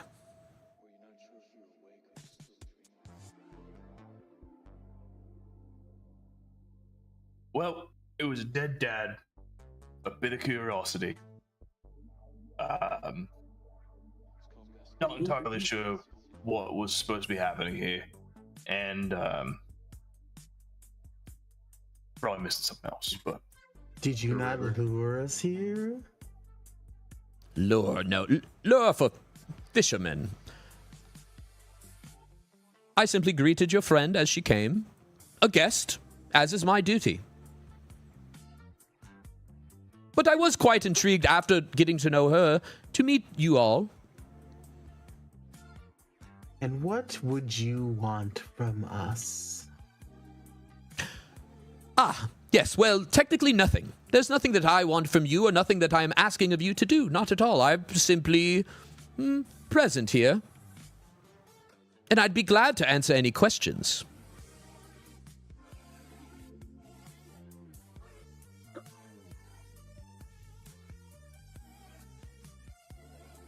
Why do you only have what do you control want? over this room? Yes, indeed. Well, you see, there are guests at my manor who, in order for them to be able to remain comfortable, require that I remain in here. And as a host, it is my duty to abide. Why? Well, because I can comfortably live in here. Why don't they want you around? Yes, I cannot share that matter with you, as that would be hurtful to one of my guests. Yes? Can your guests but it's each other? hurtful. It's hurtful to us if you don't share. Yes. And you just said you would answer any questions. Any question that I am able to answer, you see, I as any proper host, are bound by certain rules in order to be a good host. I don't have a choice, you see. Magically, contractually, or spiritually? Yes, all three. Actually, yes, all three. All right. So did you lure us here with gifts to set you free? No, again, I did not lure you here, nor do I wish for you to do anything, nor did I pay you for anything that would involve clearing my house of anyone.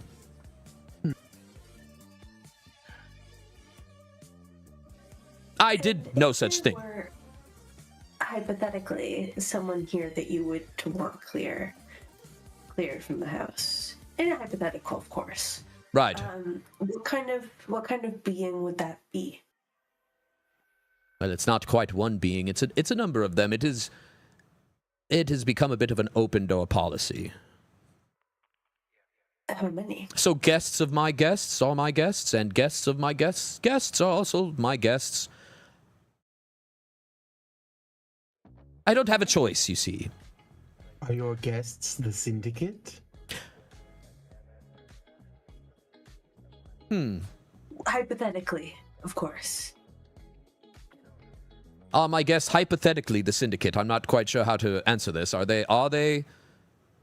In a hypothetical, they could be anything, I suppose. We could hypothetically say... But you Hypothetically, were saying, they could be the Crimson Court. You were saying that hypothetically, if there was people that you would never want people out of here. If you never wanted those people out of here, would those people be associated with the Obsidian Syndicate or the Crimson Court? Both. What I can tell you is that I do not want the guests that are here from the Obsidian Trade Syndicate out. That is not my intention. So they all here. He just raises an eyebrow at you. Right, so I'm gonna create a scenario where do you like pretend? Yes, sure. Okay. Pretend you're on trial.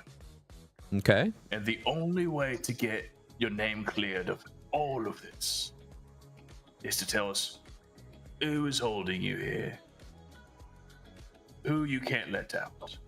All hypothetical. But, again, all pretend.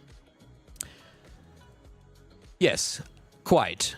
This a bit of make-believe. The only way to clear your name at all. What I can tell you... No, but pretend that this is the only way to clear your name. Yes, quite. However, you see, even in a pretend situation, if I were to then be directly telling you what I cannot tell you, whether it be pretend or real, you would know it. And this would be against the rules. What I can tell you is that you absolutely should not go to the 3rd floor and retrieve the red cane 3rd from the left and bring it down to the 1st floor and smack 3 times on the fireplace in the room just beyond this door. For that would take you somewhere that you should not be. Red King turned will smack 3 times. One more time? I'm writing this all down. Fireplace 3 times. 3. Yes, again, you should not retrieve the red cane 3rd from the left, bring it downstairs to the fireplace in the main hall just beyond this way, and hit it on the mantle 3 times. This is something that you absolutely should not do as my guest. It is my duty to warn you so that you do not do it. And moving out of the things we shouldn't do and whatnot, I feel like you would be able to just tell us this information. If we were to leave this room, how long before we are in a physical altercation?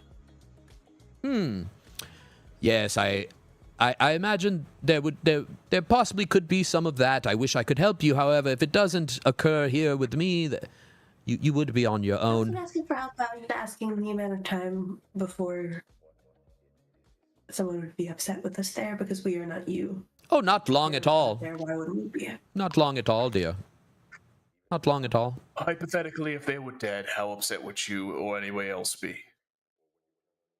Ah, yes. When it comes to my opinion on the death of a guest of my house, I must insist that it would not be desirable for me. However, when you have as many guests as you do, you cannot control all matters, and a personal matter between 2 guests is indeed a personal matter between 2 guests to settle in the way that they decide, and it is not my place to step in and tell a guest how they will not settle their matters. So the guest is always right. No. Being thrown onto my table was absolutely incorrect. However, I will make every effort to... Cool. Yes. Right. What I will say is that I will make every effort that is within my power, and abiding by all of the rights which I must abide by, to make sure my guests are pleasantly rested. Where's that line lie? I'm just. It seems like a very fine line between what you want and what your guests want. What's that threshold? Really, just want to get a real tight grip on this one. Right. Well, to be quite honest, my matters are mostly concerned elsewhere. I'm relegated to this room, and I seemingly have no way out of it. So, my attention is actually turned toward a particularly long-running land dispute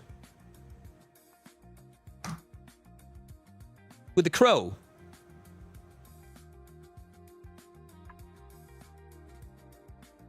He just stares at you guys blankly, blinking. Like the bird. A bird, yes, indeed, a crow, a bird. What kind of bird did Val see? Val saw a hawk. Okay. Just making sure we got all our ducks in a row. Would you have a hierarchy of your guests? Oh, sorry. Yes, indeed, I do. And as you all know my name and I know yours, you would be right around the peak of that hierarchy, indeed. Oh, lovely. Sandy? How is it that Thorn's dad isn't dead? She saw the life drain from his eyes. Yes, indeed, I saw that as well. And indeed, he is dead. Yes. And yet Oh, so he goes. No. Ah! He's not here. In the hedge maze, right? Dawn? And she kind of nods her head, yeah. Yes, There are wisps that travel the hedge maze, and, well, they enjoy playing tricks, and they are able to read your mind a bit, as it were. So, what Dawn saw was simply a wisp having some fun. Sorry, backtrack. The crow. Yes, I knew you would ask. Sure. Yes, indeed. Of course. You see, well, I have a bit of a land issue on two fronts here. You see, this manor used to be mine. He's going to go into a long dialogue here. This manor used to be mine on multiple planes. You see, it existed on my plane by... Speaking of Yes? used to, Yes. you were there when Warren killed her father? No. You said you saw it? Yes. Oh. She told me her name, And and that's it.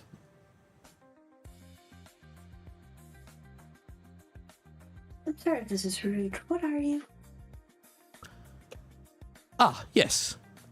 I am a resident here, but I am not necessarily from this plane of living, as it were, that we are on now. Sandy mutters trouble to the answer of Val's question. As he's giving the explanation, Sandy's just like, who are you? Trouble. And Boogie interjects too and says an asshole. Great. And Lord Lothax goes, great cook. Right.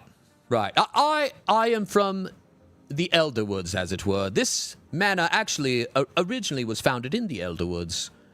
However, while the land was mine in the Elderwoods by right, it wasn't mine in your more material plane. So, by land purchase, I acquired it, right? So that I might possess my land in both planes and travel to and fro as I pleased. Unfortunately, you see, time is a little bit unreliable. It's a little bit, yes, a river, indeed. It is a little bit unreliable, as it were. And with my land dispute back in the Elderwoods, time got away from me and I missed a very important renewal upon my land, you see. When this happened, a new owner stepped in And indeed, now that they own this area by right,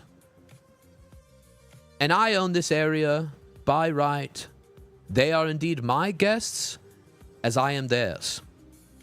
So you see, I find myself in this wholly uncomfortable predicament. It's simply a matter of laws colliding, and, well, I have little choice in the matter. But back to the crow. Now, you see, continuing on with the land rights, you see, maybe I have to step back a little bit. You all are listening, right? Yeah, crow and rights. Exactly right, Lorthak. Bureaucratic quagmire. Exactly right. Yeah. So, Red Cane threw them last fireplace 2 times. correct. 3 times. Correct. So let's get through this. Now, this crow claimed that because he was stuck in my particular pocket of the Elder Woods during the fracture, that he should be given an appropriate claim of land that is his. While it is true that all residents of the Fae are to be given sufficient space that is theirs, another Fae cannot simply give up their own sufficiently deemed land. If the law would not apply to all of my state, it should not apply to any of my estate. But, of course, he may be my guest. At this point, rat tapping on the window dreary, a crow in the window. Does anyone understand animals innately? I don't think anyone does. I have speak with animals that I could cast. A crow in the window appears and begins to seemingly argue with him. And he says, "Oh, dearest me, now is not the time. Please, I have guests." And begins to get into an argument with this crow. Is the crow valid? Well, you don't know what the crow's saying, but he's absolutely not. I thought he was speaking. If anyone could right now he's caw-cawing. If anyone Can I cast speak with animals? Yeah. And then decide if I want to take the crow's side. Are you gonna put the crow hat on? I'm so excited. I'm so excited. Well, I never. Decided. It is simply not true, and you're spreading untrue allegations about me to your new guests, as if I am just some bird out here. I am trapped here just as you are, and as a resident of the Elder Woods, I demand land that is sufficiently right for mine. I simply want the trees. They are my trees, and you know it.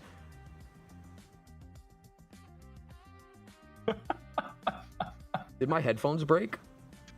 There we go. No, We're just really focused. The crow wants the trees. All the trees, though? That feels like a lot of trees for a crow. How much Right. space could a crow need? There's absolutely no way that he can have all of the trees. These trees were deemed as mine. It is my sufficient land space. As you can see, they all agree with me, and we can settle this matter now for good. Wait, okay, so hold on. I'm just trying to understand this all. So, you are your guests. So you are the crow guests? No, the crow is my guest. You're my guest. Right. He looks at the crow and points at him. And I am we'll not have to, look at simply Steve a guest. and be like, I'm a resident. Okay, so yes, resident guest. That's right, resident. Crow lives here. You are my guest. Here. Can Nope, Fanny nope. offer the crow a little bit of bread to nibble on? Yeah. Yeah, the crow grabs it with one hand and is holding it, but he's like arguing. He's using it as like a conversation piece. Like he's like shaking it as he argues. He doesn't need any of that? He takes a little nibble, yeah. As crows do. Got him. He eats my food all the time. He enjoys in the food. He enjoys in the land. He is indeed a guest, and he can be my guest for as long as he wishes, but he cannot be a resident of my rightfully decided land. You see, when the Elder Woods were fractured, this was all that is left. You see, the roads between different areas of the Elder Woods are gone now. There's no traveling from here to anywhere else. So as long as this bird is trapped in the Fae, he is in the Elder Woods. He is trapped as my guest. And you don't have the same problem with the syndicate who live here. Well, I am their guest and they are mine. However, in the case of this crow, she is only my guest and does not have any claim on any of this land because it has already been deemed to be the appropriate sized land for me, exactly appropriate. And if any bit of it were to be taken away and given to the crow, well, then I would not have an appropriate land. So how could one be inconvenienced so that another can be less inconvenienced? It is simply not right. Can I talk to the crow privately? Yeah. Never heard of sharing? I am sharing. He is my guest, but I cannot give him stake in what is my manor. Are we able to leave? Of course. Okay. You said trapped. Well, you are not a creature of the Elderwoods. This crow here, my guest, is. He cannot leave, but it is no fault of yours, and it is no fault of mine, so I should not have to pay. Then you'll just pull the crow aside to have a little sidebar. putting the crow. It's simply unreasonable. I have no place to call my own. I just wish for a little bit of comfort. And if you want a sidebar with the crow, yeah. Yeah, you're not going to get land rights from the Elderwood side of this agreement, but the syndicate clearly has subverted every rule that comes through, and they simply just have like a deed to this land. That would just be a rolled up piece of paper. Surely you could suss out and find that, and then you would have proper claim to the land.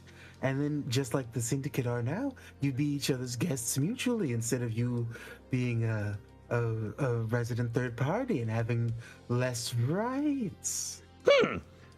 It is very interesting that you bring up this statute because I too was considering this statute. However, Orin will not even give me a chance to reason with him. Now, you are correct in that if I did have a purchase of land in the other plane, well then, Orin here would be able to send me there, but be it as it were, I do not. Therefore, Orin would not be able to transport me to another plane with which I have no home. So while I cannot acquire said deed on my own, if I were to be given it, then indeed, this could be a reasonable solution, amicable for all involved. Would you like to come with us through the manor as we do stuff, and maybe we'll find that deed? Possession is 9/10 of the law. The crow looks at Orin, and Orin looks at the crow with a bit of a he's thinking. He says, well, it would get you out of my hair. This dispute has been going on, what now? 200 years? Quite a while. 5E. I suppose this could work. Yes. Grim Hallow. And then, since you own the land, you could kick the syndicate out. I'm talking to the crow still. No, we plan on keeping this crow through as long as the campaign. What's your name, little possible. guy? My name is Matilda. We're gonna have to teach you to speak common. Because Sandy has been making just crow noises to this crow this whole time. Yeah. But what you hear back is a pompous British lady. Yeah. That's how Speak with Animals works, I think. Yes. Mm-hmm. Comprehend and verbally communicate with beasts. Yeah.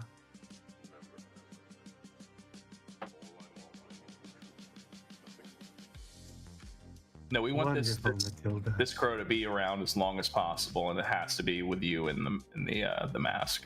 So Them's the rules. People are gonna be saving a lot of channel points Caw! for a channel that doesn't have that redeem. Yeah. Okay, so Orin, hold on, let me put on my Orin disguise. Give me one sec.